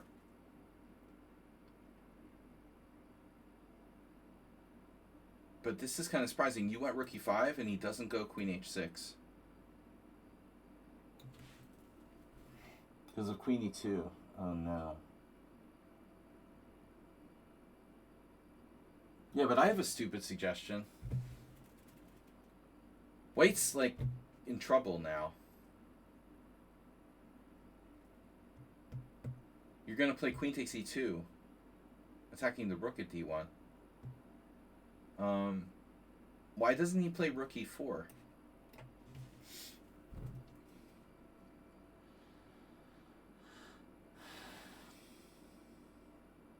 I mean, it should be a draw. Nefedov's happy with draw. He loves draws. His opponent may not love draws, but Nefedov definitely loves draws, and the position is a tiny bit better for black, but still it's a draw. He would probably take a draw. But instead, White played this. Now, this is interesting. With that move, he's being very tricky. He has a tactic based on queen takes d3, rook takes d3. No. Rook takes e2, queen b5, rook b5, bishop f1. That's the tactic. Here. Takes, rip Nefedov. Well, I don't know if it's rip, but it's not good. So, that's his big tactic, Mr. Tactics. So if you take on d3, which is what you did, he can't take with the rook, because back rank is too weak. He has to take with the pawn. And so now all of his pawns on the queen side are on light squares. That's good. Your pawns are on dark squares. Your pieces are pretty active. And now you find bishop d7. Now d4.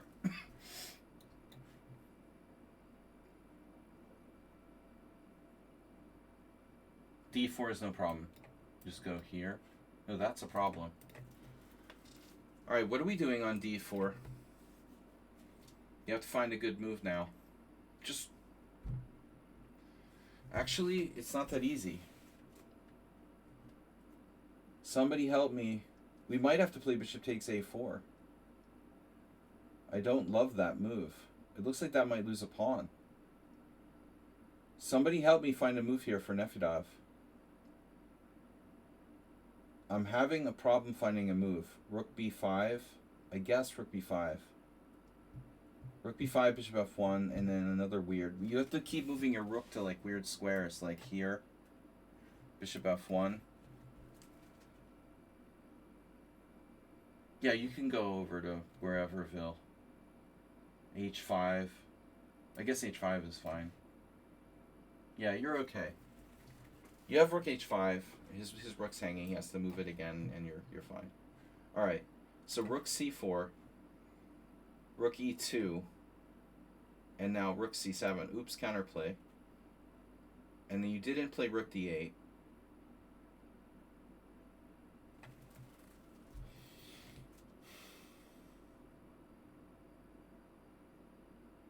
Yeah, but the text move looks good. You sack the e7 pawn, but you get probably both his queenside pawns. So he goes there. King f8, and now rook a7, and now rook b5. So Nefedov is now threatening to play rook c5, rook c2. So he plays d4.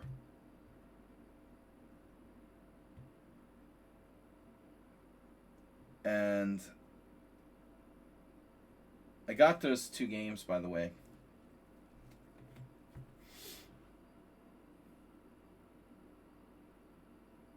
Oh man, White's threatening that tricky bishop f1.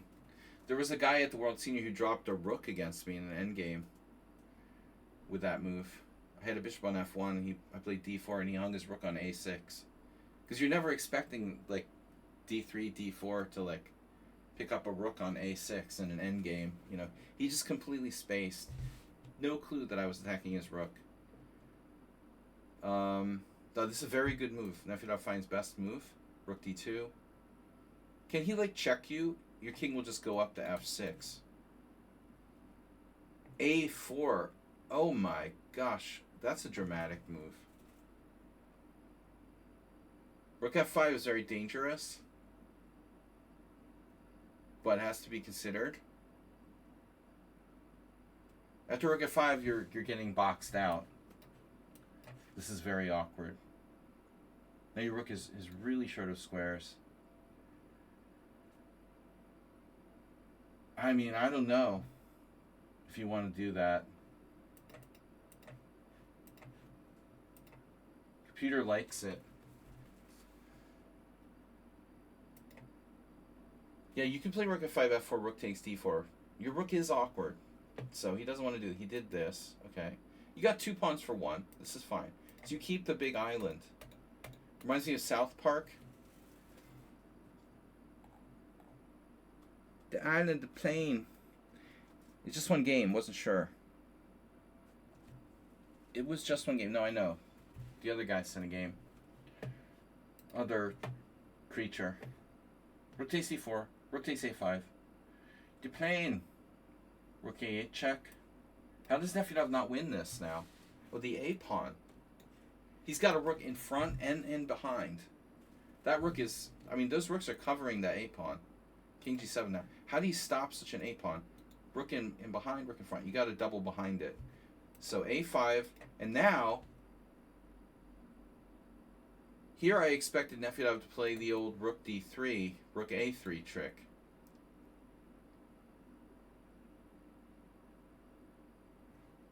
So let's take a look. If rook d3, a6, rook a3, rook takes rook. Wow. How devastating is that, dude? No, no, oh no. Oh no. And it's mate. Doesn't matter how many rooks you have. It's still mate. Oh, crushing. So on this move, he has to bail. And then you could do your thing with like bishop d5. Then he would probably play bishop f1. Then you would go like on the 7th. He pushes the pawn down. You go there. He defends that guy.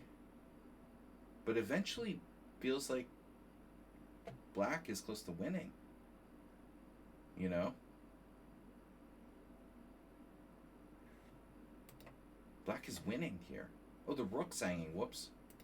Oh, no. Black is winning. The rook's hanging. It's been hanging for like 3 moves. So bishop d5. Yeah, he has to exchange rooks. And so this is probably a draw. We'll eventually get to some kind of drawish rook endgame. Not easy, though. Not easy to draw. Nefedov was much better, of course. He plays bishop d5, rook d5. We did get that. Same thing, effectively.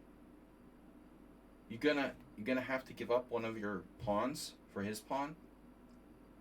That sucks. Yeah. That's exactly what happened. You had to.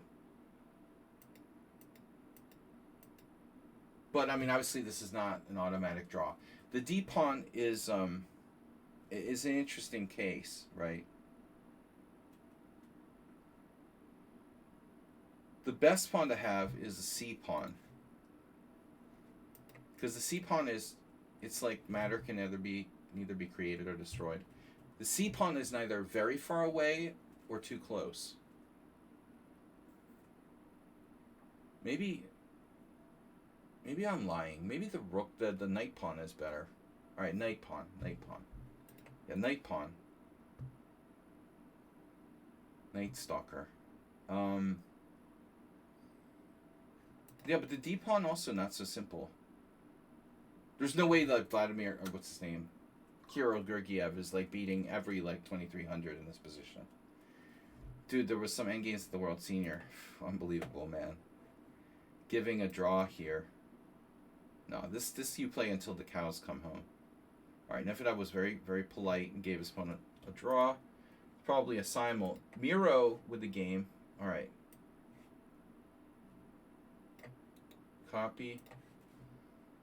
Study. Please, no London.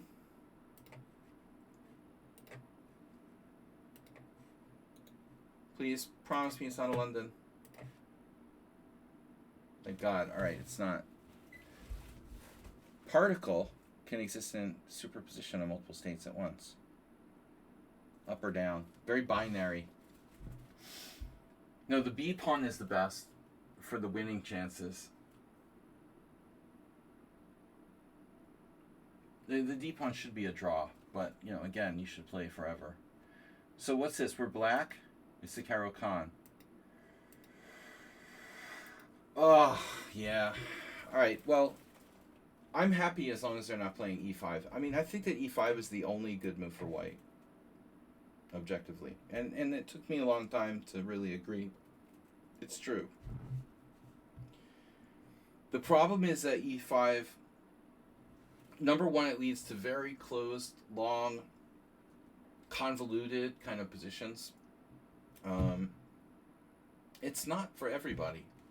Larry Christensen, who's a great tactical player, always like to play other variations because it's not so open. If you like open positions, it's hard to play the advanced variation. But if they play this, I just want to groan and cry because it's very dry. You're playing like white, a tempo down, and exchange Queen's Gambit. This is a popular variation, though. Yeah, Nefedov, the problem is, you know, the knight c3, knight f6. I talked to Miro about this. He was asking my advice. And I told him that he should play either, you know, the classic bishop f5 or knight f6 and take with the e pawn, not the g pawn. Take with the e pawn. Everyone is going to draw Nefedov here. Nefedov has some interesting recent games in this, actually. I still think e5 is best, but not for everybody. Okay, bishop d3. Now what do we do? If you're following the latest Chessable, Caro Khan is so popular. I couldn't win a game, you know, if I had to win to save my life with black, with the Caro Khan.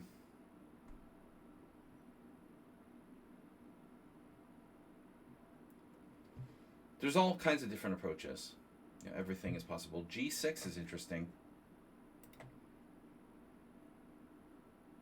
You know, but objectively, like, knight c6 is the best. And you ended up playing the classical variation, knight f6, bishop f4, and bishop g4. So this is famous because Bobby Fischer played the system with white. And in other news, former world champion Karpov played a game that I thought is very important in this variation many years ago with black. Now, after queen b3, queen c8 is not black's only move. In the old days, in Yugoslav chess informant, or Encyclopedia of Chess Openings, yeah, queen c7 is another line, and it's a totally playable line. It's not better or worse. It's just another line. It's very popular. The old encyclopedia agreed that this was the main move. I always play queen c8. There's some slight disadvantages with queen c8. You know, it turns out this is actually playable too. Like a Slav. You know, I don't know what the final status is of that. But, you know, the most interesting move, of course, is Petrosian. Petrosian's knight a5. The original, like, Bobby Fischer, Petrosian, queen a4 check, bishop d7, queen c2. So, I don't know, you know.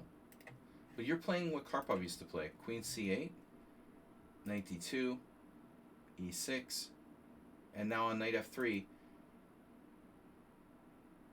I think we have to be careful with the timing here, because I got into some trouble in some games. Okay, unleash. Yeah, so in this position I've played bishop e7. I think universally. You could play... Yeah, no, okay, you definitely bishop e7. And now after castles... Here I've played bishop h5. And the question is, castles or bishop h5?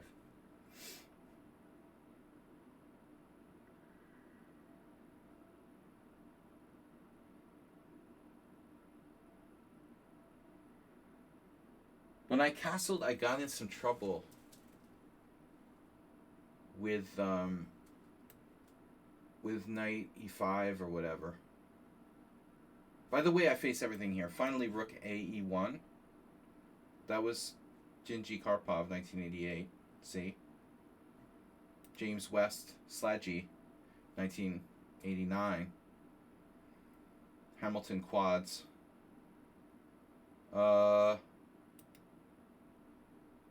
You know, so at some point I sort of worked out that I like this better. But then I had people doing crazy shit against me. Like one guy, I feel like there was one game where somebody actually did like c4 or something crazy. It seems totally counterintuitive. But black has to be a little bit careful. Because, you know, my queen is on c8. And my... Yeah, but still this is fine. Takes, bishop takes. But it's not really positionally correct for white. So anyway, alright. So the question is bishop h5 or castles. You castled. And now if knight e5, what do we do? This is the most testing move, I think.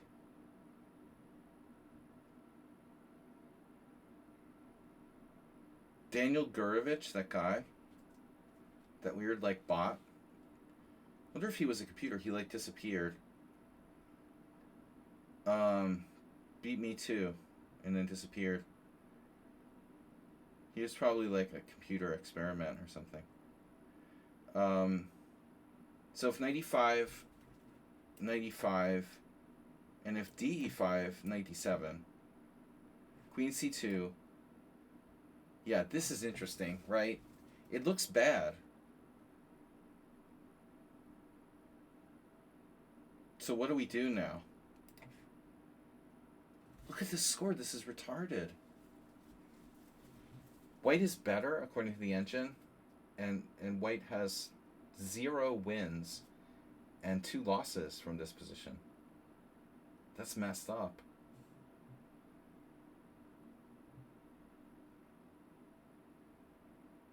So this is apparently okay. G6, idea bishop f5. Wow.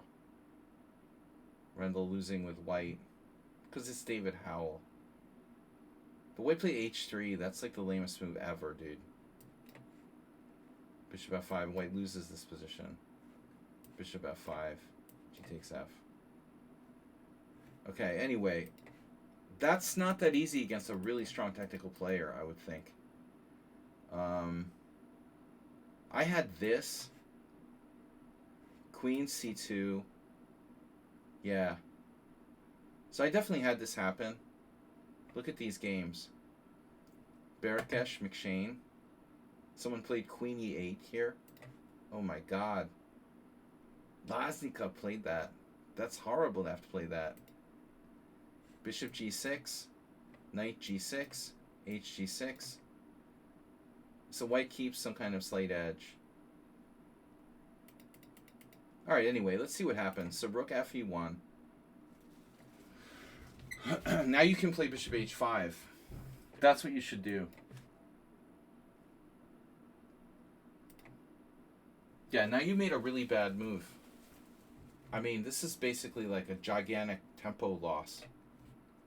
Yeah, it is like the Slav defense. I told you should play the Caro-Kann. Sign up for Lock the Walla World. Then you only have to play one opening, Nefedov. The London against everything.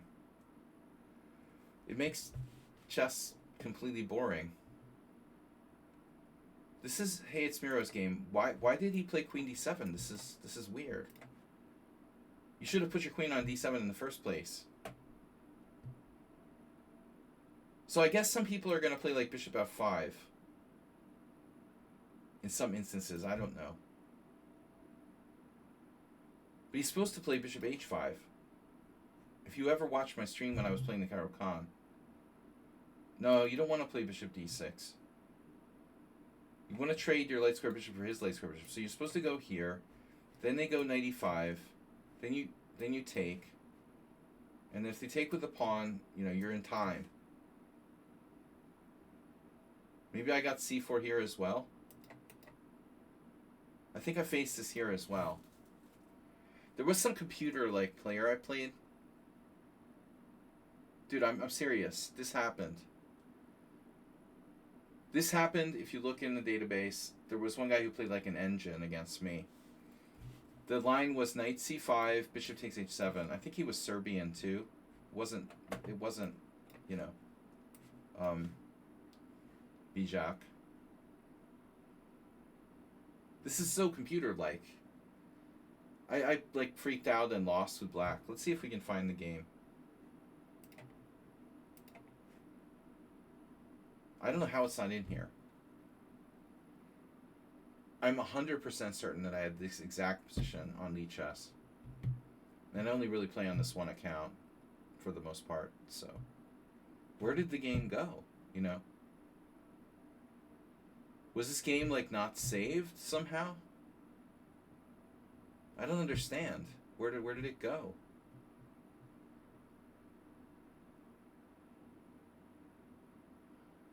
This is crazy. You know, it happened like this, like g6, g4.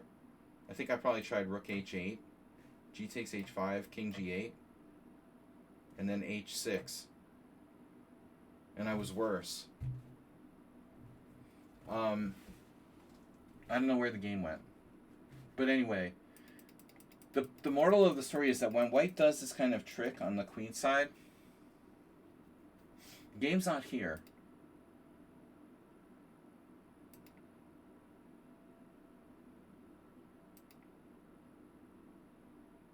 Boom, instantaneously. There's no way I'm finding g5, the computer move. I was like freaking out. Now I figured my opponent is an engine. So c4. Let's see the database. Most people play knight takes e5, bishop takes e5, but that's fine. That's normal. Then you play bishop here. This is completely normal. Bishop takes g6, h takes g. And white is tiny bit better. This is like Karpov versus Roman. Mazatlan 1988, when they didn't pay the players prizes. So this is really bad. I mean, you played queen d7. That's very bad. Here, takes. And I gotta ask the question what we're gonna do on this.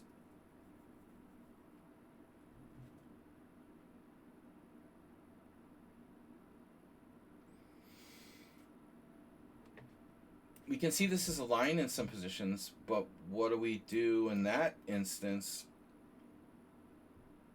Don't like this momenton. This is not a good scene over there. So, if he took with the pawn, you would have had to have played knight e8. I mean, that's pretty horrible, honestly. I guess it's not the end of the world, but it's not good, you know. This is very unpleasant, having to move our knight to c7.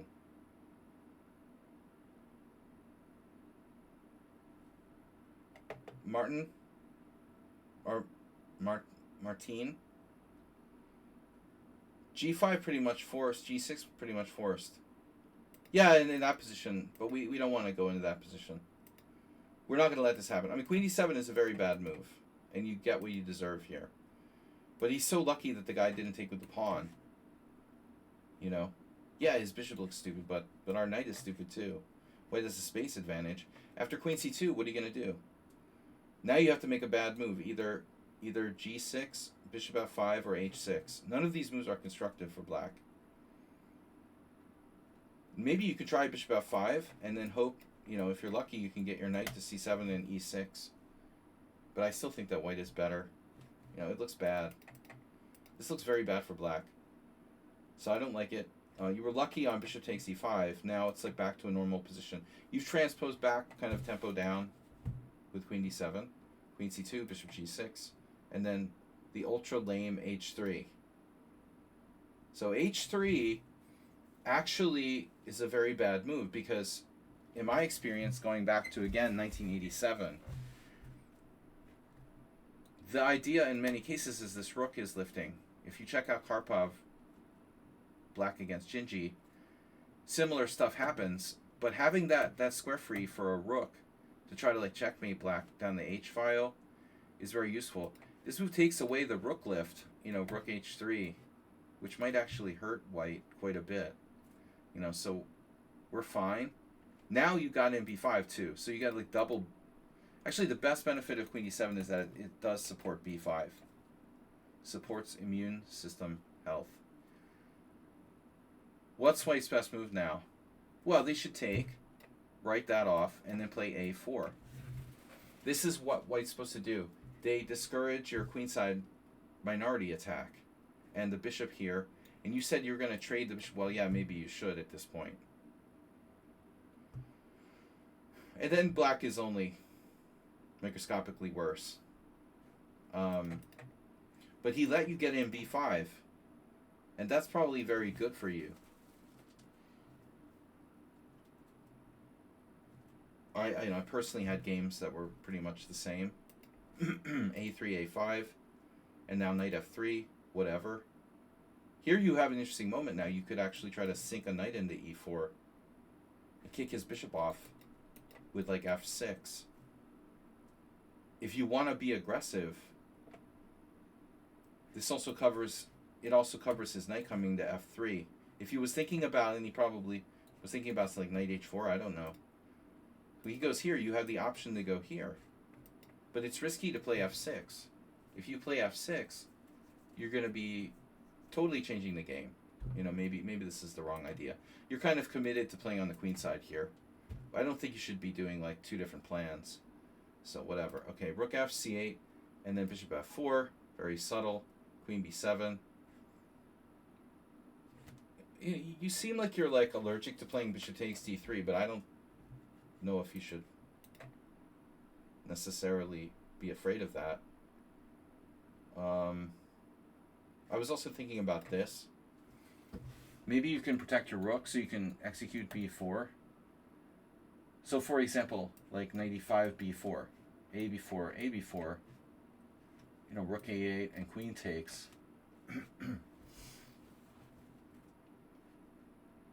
I mean, he might have some kind of trick, you know, like pinning you with the queen move or something. I don't know, but it's probably nothing.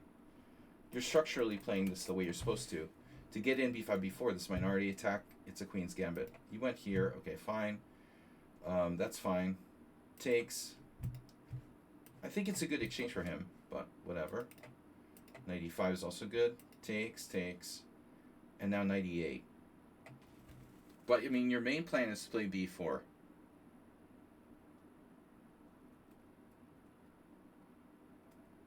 I mean, is this really a threat? Like bishop takes f6? Are we regarding that as a threat? And should you consider trading bishops?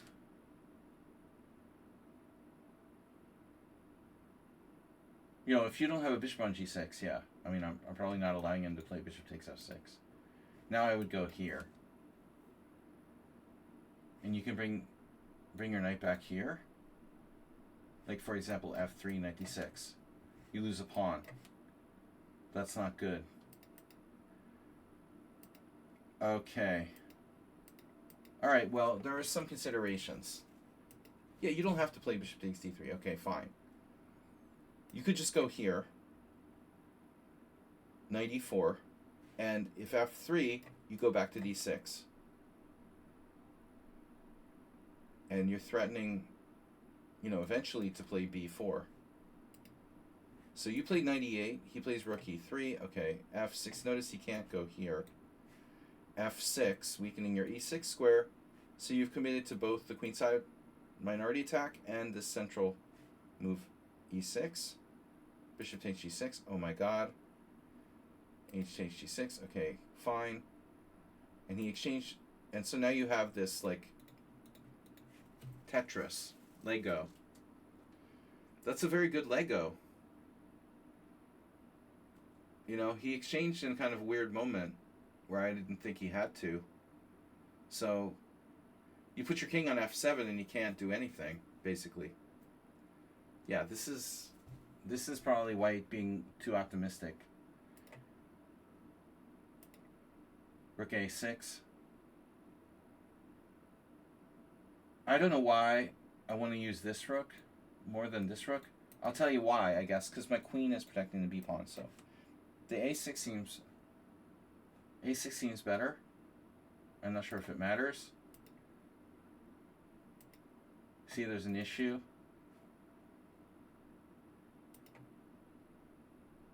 And h4. So his only chance for a tactic is like something with h5. He's going to have to move his bishop again. Good. Your minority attack lands. He has h5 and queen h7. You know what's cool? You can even defend with, like, let's say h5 takes, queen h5, I don't know, whatever, takes. You can even do like g6, queen h7 check, knight g7. This is what I was thinking, you know. This is actually, it's very hard to attack your king. At least it's not very easy. It's not easy. You got time. You know what it reminds me of? It's like you're playing American football, and you're the quarterback. Your king is the quarterback, and he's in the pocket. You know, you've got, like, you know, so much time before the enemy, you know, rushers are gonna, like, sack your quarterback. Your king is not under that much pressure, so your receivers can get, like, out in position, and it's a very similar scenario to an NFL, you know, passing situation. I feel like Maurice Ashley. All right, b4. First time I've ever made like an NFL comparison to a direct chess position. Bishop f4. Your queen is in the pocket. Your king, whatever. Queen a6. Okay, trading queens is golden. The white... I don't understand why white doesn't exchange the a pawn at least. Especially now. Like, why doesn't he exchange this a pawn? Rook g3, that was the plan. Okay, f5. There goes the dark squares. That's alright.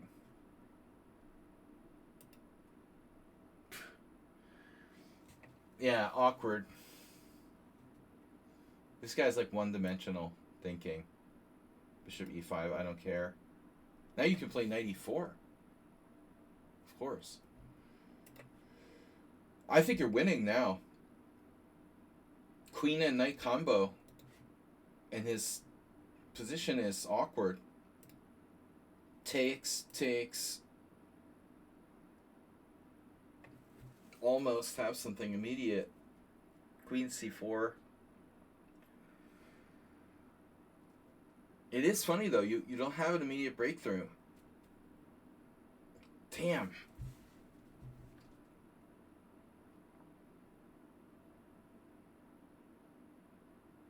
Does white have any threats though? I mean, like h5, f3. f3, knight f6. Okay, here. So you have to consider rook h8 as a defensive option. You didn't even bother, because now you're in the end zone. He has no time for that. Thing is, his king is pretty safe on h2, but this doesn't matter. So he can't break through the Tetris. Tetris 1, white 0. h5, g5. Poor guy. He just malfunctioned at this point. Why doesn't he at least play h6? I guess he didn't like g4. I guess that's sort of understandable. For some reason, he didn't like g4.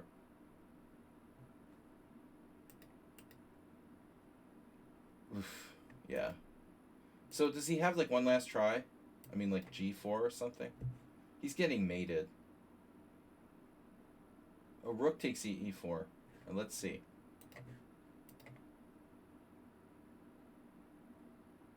No. It's lost. It's lost. Yeah. This was a typical game at some point. It became a very typical game for this line. Yeah, I mean, he doubled down too much on this, like, all or nothing type of play.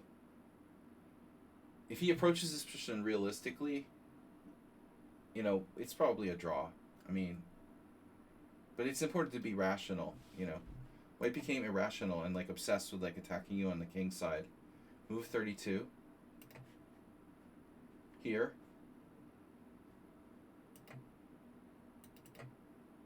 Oh, he has rook to c4. He had a tactic. No way. No freaking way.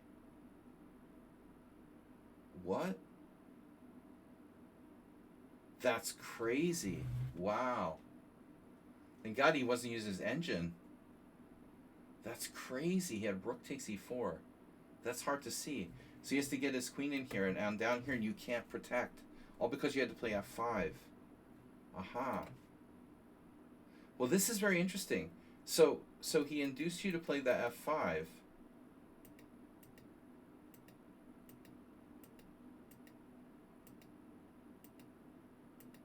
Tell you, I didn't like rook c6. If this was an inaccuracy, like rook c6 was an inaccuracy already, you should have played rook a6. That's seriously a little bit better. But you had to defend the g6 pawn. Anyway, so he played like two all or nothing. And a lot of people are like that, you know. Of course he missed rook takes e4. Yeah, that's a striking tactic. So when you have to play f5, it's a major concession, because there goes the dark squares. And then all bets are off, right? Here.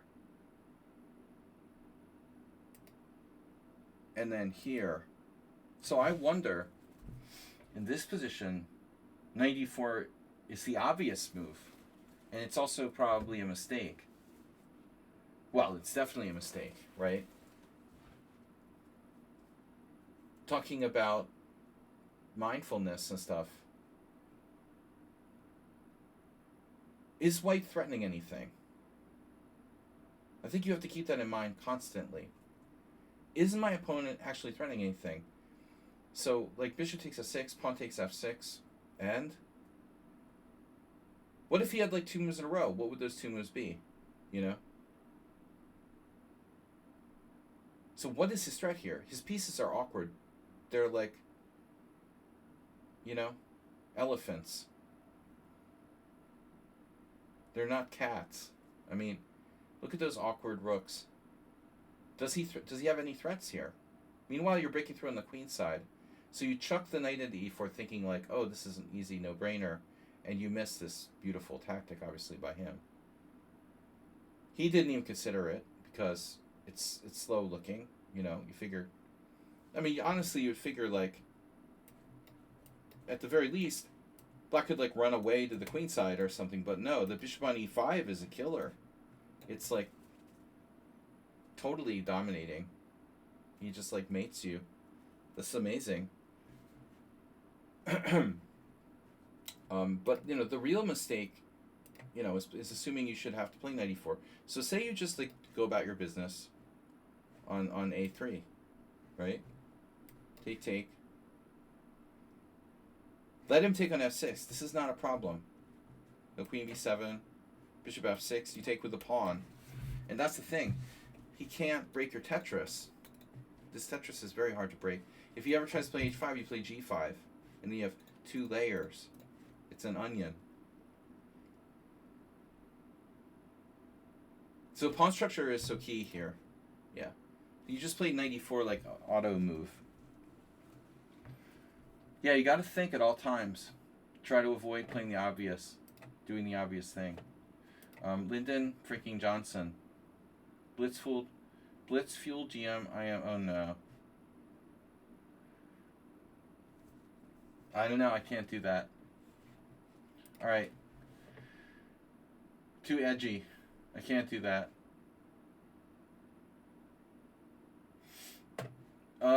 Very interesting night between 2 legendary players. Oh, the classic. This is Anand Kasparov. This is from Mad NPC. I'm sorry, edgy chess subscriber. We can't be doing that. I'm not gonna have any video evidence of me making accusations about people. You've only heard hearsay. It's not true. It's not in the Epstein files. Slaggy never said that. You can play it at my funeral, okay? I'll record a video, Lyndon, and I'll record the video and then, you know, put it in an encrypted file, and I'll have my estate send it to you when I'm dead, all right? And then you can play it at my funeral. Instead of calling, you know, Gotham Chess and ask him what did he think about, you know, what did he think about me? Or you can send it to the New York Times. We'll just call it a video analysis in lieu of live. Where did I go? Okay, last game for tonight. I'm getting kind of loopy. Inbox. Yeah, it's martini time. We're gonna do. Oh shit! I have to grab your game. Wait, add new chapter. Here it is. Old school Kasparov, Anand, 99.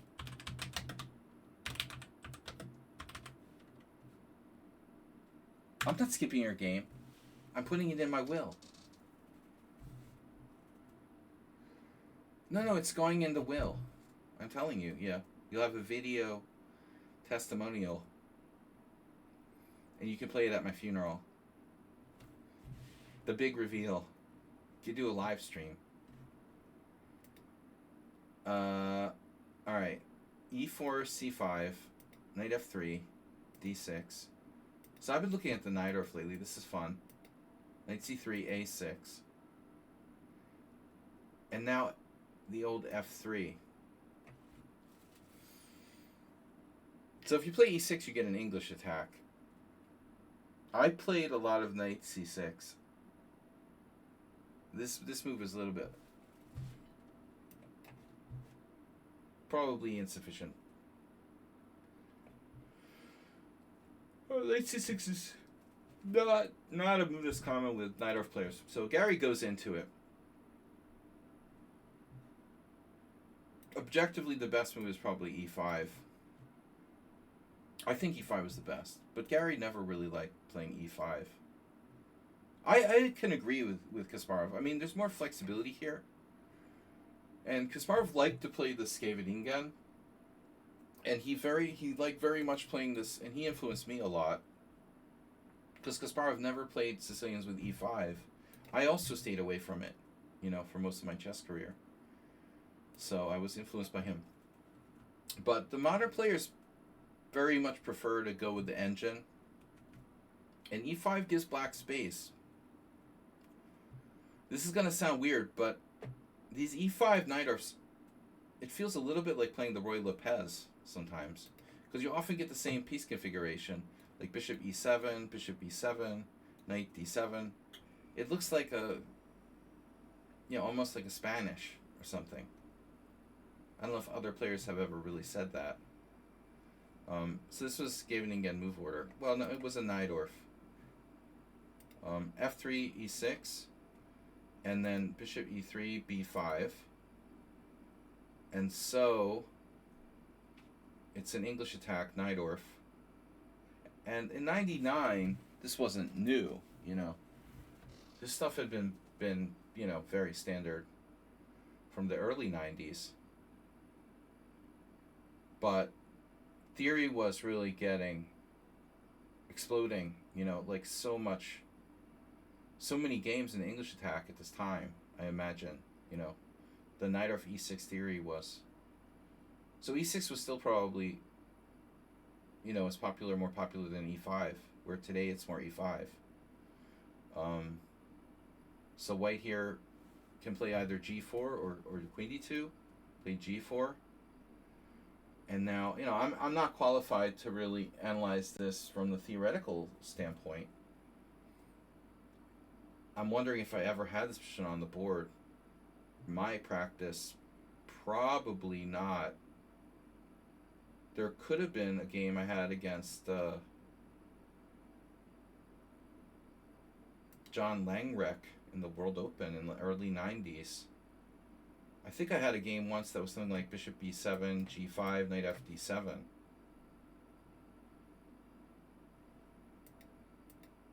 But, from black perspective, judging whether or not to play h6 in set positions, that seems to be the main line here, but who the hell knows, This is also a main line. Anand Kasparov, 2000.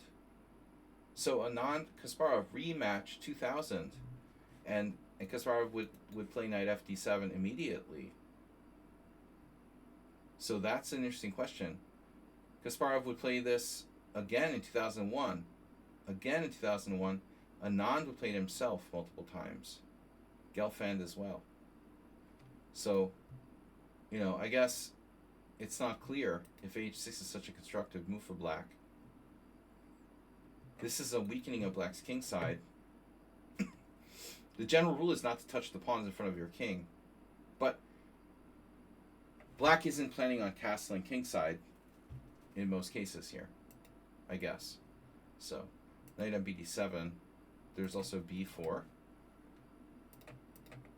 Castle queen side. Okay, bishop b7, h4. And white has a terribly good score here. But when you look and you see, okay, those guys were very high rated, right? But why are there no games post 2002? There's one. Gashimov. So basically this variation is, you can reach your own conclusions, but you can see this variation is kind of out of fashion. I think because white scored a little too well. Personally, I'd rather avoid playing h6, but that's a very general rule. So black plays b4, White plays knight b1. Okay, so this is critical position. The game was played in 99. Are there any earlier examples? Yes. Anand Topalov, 98. Anand Gelfand, 98. So this is not Anand's first time around playing this variation. But this is also not the first time when White has played a strange move with knight b1. This is very, very strange. But the point is that Anand had played it several times, and even Ivanchuk had played it back in 1996. So what is White thinking with knight b1? I mean, the knight has no future there. Camera. Manager, he's not reviewing my game.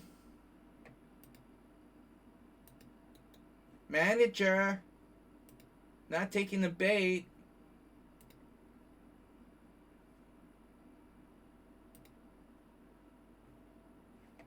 Right. Yeah, I mean, it's like, why play knight b1 when you can play knight e2 and knight a4? This is the most passive of the three squares. It also takes away b1 from your king. It is a weird reaction, right? They must have misanalyzed the other moves for this to be the main line. So after knight a4, knight c5, I remember losing a game in the New York Open where I did this kind of thing. And my opponent, like, let me take on a4 or something crazy. You know, it was like that. It's something insane like this.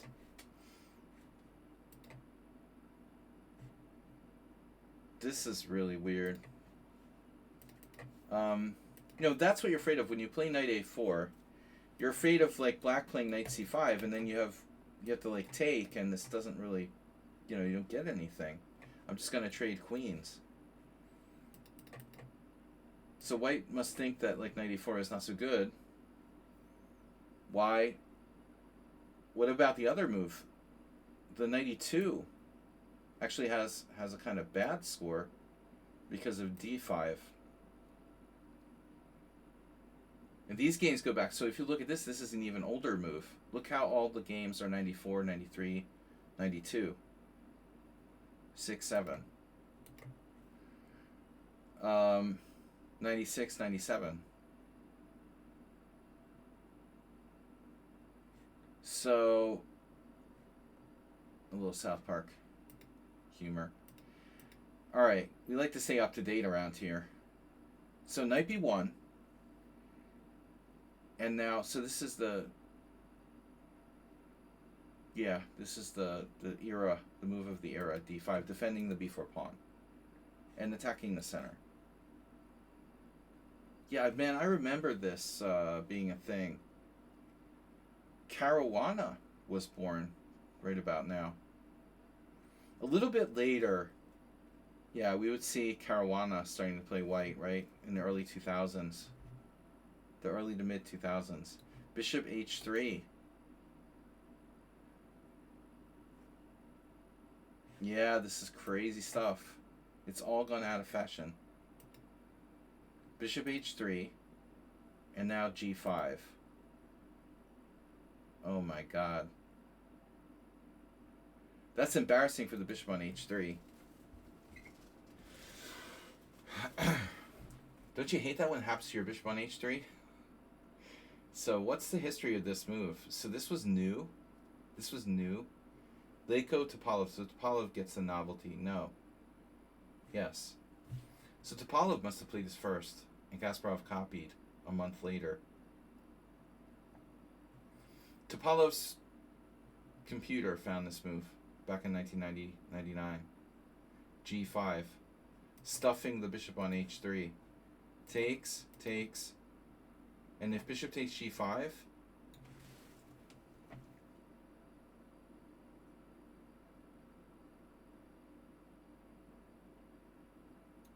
what's the point? I don't remember looking at this game when it happened. The center just caves in, right? You're just getting your center caved in. Bishop f6 is horrible.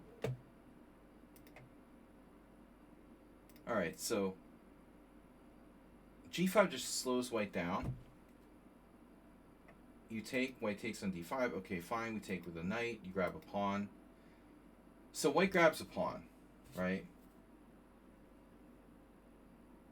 So white's up a pawn, but look how stupid his pieces are. Knight on B1 and bishop on H3. That's the issue.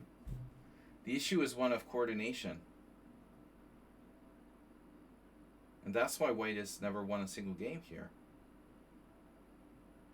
Who cares if you're up a pawn when your pieces are on stupid squares? Location, location, location. Queen B6. I mean, black has total compensation. And now he tries to fix the bishop with bishop G2, rook H1, bishop H1, and now rook C8. And so black has a total score of 3 out of 4 from this position. Black's coordination, it looks like it's a semi-Slav now. It's not a Najdorf. That's weird. It went from a Najdorf to the semi-Slav. Wow. White has got to be asking himself, like, why do I even play chess? Jesus. This is like the dawning of the computers really influencing opening theory. Rook E1.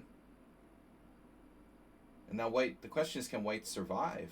You know, white has totally lost the initiative. It is funny that Kasparov played Queen B6 and then Queen A5. Because this other move seems more natural. This Knight C5. There's a game there that's a correspondence game in 2009. That's not an over-the-board game. My thoughts on Evan's Gambit.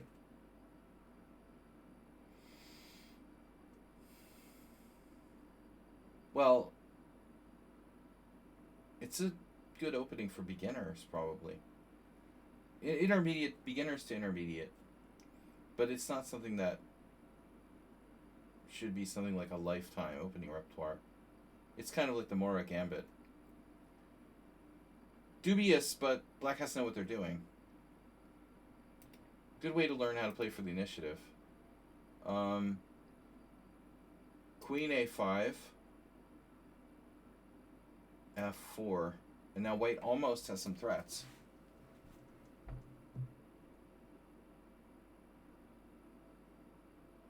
Look at the king. King versus king. Yeah, Anand just keeps playing natural moves. All very natural moves. The knight on B1, will it ever move again? Oh no. Knight C5, FE6. Yeah, man, I mean, Kasparov... I could imagine people having, like, conspiracy theories about this game. You know, with today's, like, modern sports betting. This honestly looks like the kind of... You know, if it was a baseball pitch, I would say, like, they were betting on like, Kasparov winning a brilliancy here. It looks almost composed, this game. To be honest. It's almost unbelievable how composed it looks. Bishop G7. He takes that 7 check. And now I was thinking about King F8, but there's a problem with King F8. A huge problem. King F8 doesn't work because of Bishop H6. I think. Actually, I'm not sure. Let's check it out. King F8. Bishop H6. Knight B3 check. Knight takes B3. Queen takes B2 check. King D1. I guess we're probably winning here anyway, huh? I'm not sure. Check. This looks pretty nasty, yeah. Yeah, it probably doesn't matter. Okay. So could you play King F8? Is there any technical problem with King F8? Some Rook E8 check. Rook E8 check. It must be Rook E8 check then. So it's Rook E8 check. Shit. Rook E8 check. Rook takes E8. Pawn takes E8. Whatever. Queen takes. Yeah, Queen. King takes. That's not good. Alright.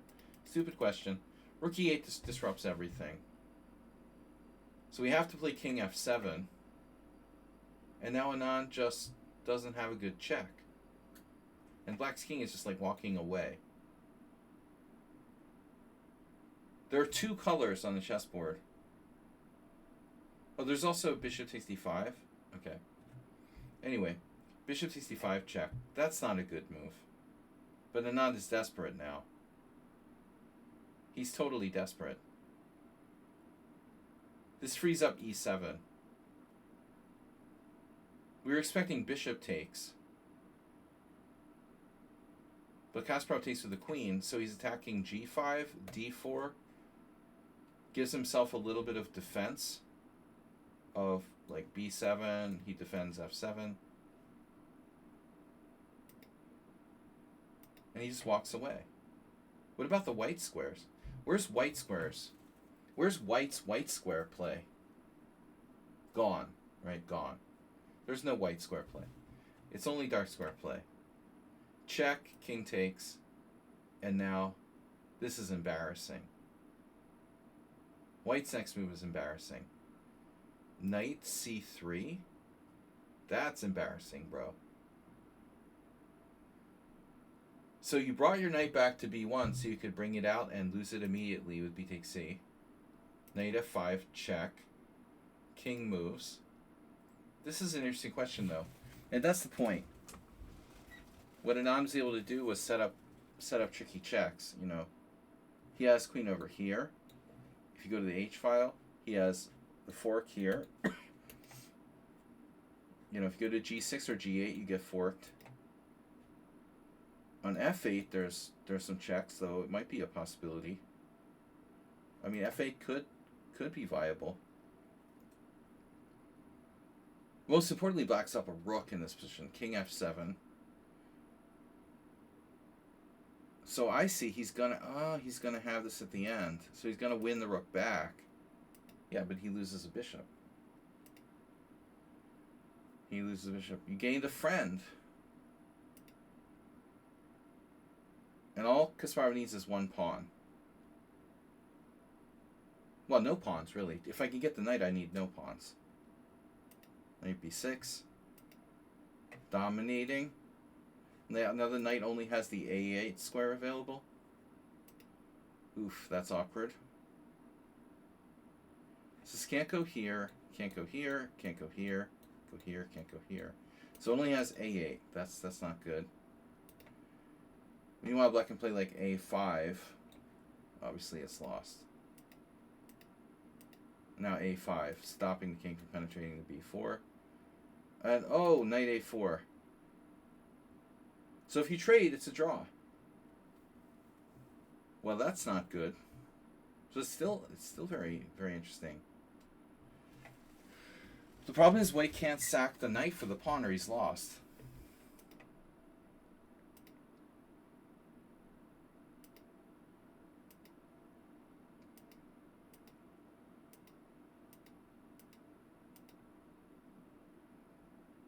Wow.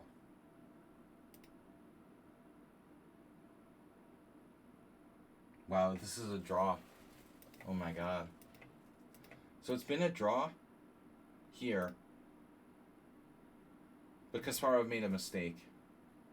This got really close. Probably this is the 40th move. This is massive time pressure, and Kasparov blundered under time pressure. Wow. Looks like he was winning until this move. Only knight b5 wins. Very difficult to be sure. Too much for me. a4. c4 is a draw now. So Anand loses a drawn position. Jesus.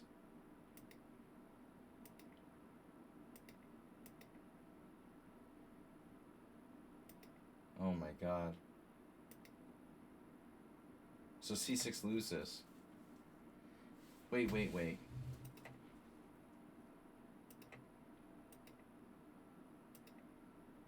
c6 and knight c3 draw. Knight a7 loses. Oh my god. So if he goes c6, it's a draw.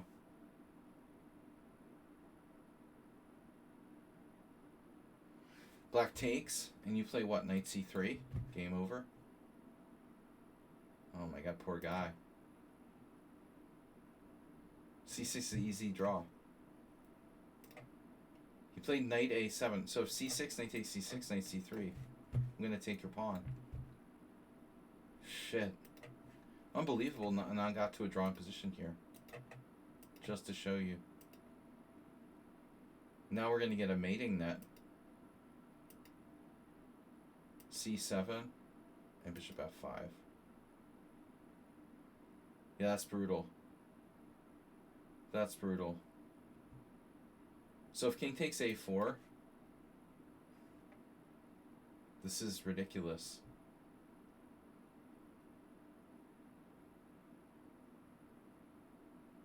If king takes a4, knight b6 check, king a5, knight c4 check, king a4, bishop c2 mate. That's enough for me. I've you know, thanks for that game. That was more fun than Bob's, but Bob's is already recorded. The team was working on that in the other room. We're gonna be. Oh, there goes my video again. I don't know why it does that. It's so weird.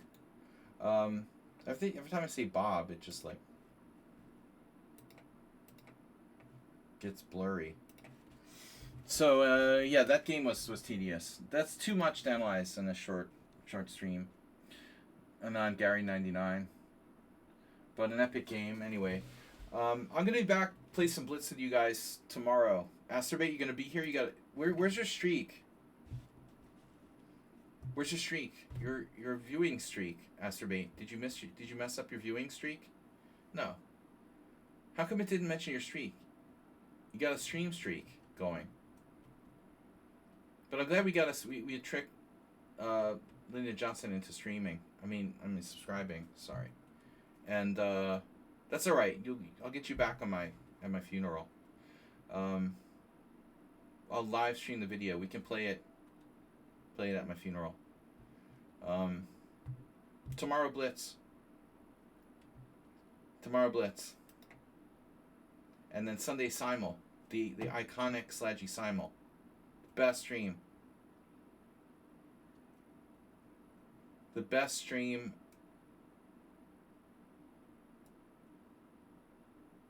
for trolling me, which is our Sunday Simul stream. I'll see you guys there. Thank you, everybody. Thanks, Mr. Slow, Asterbait. All of you submitted your games. We'll see you on tomorrow, early afternoon. Bye-bye.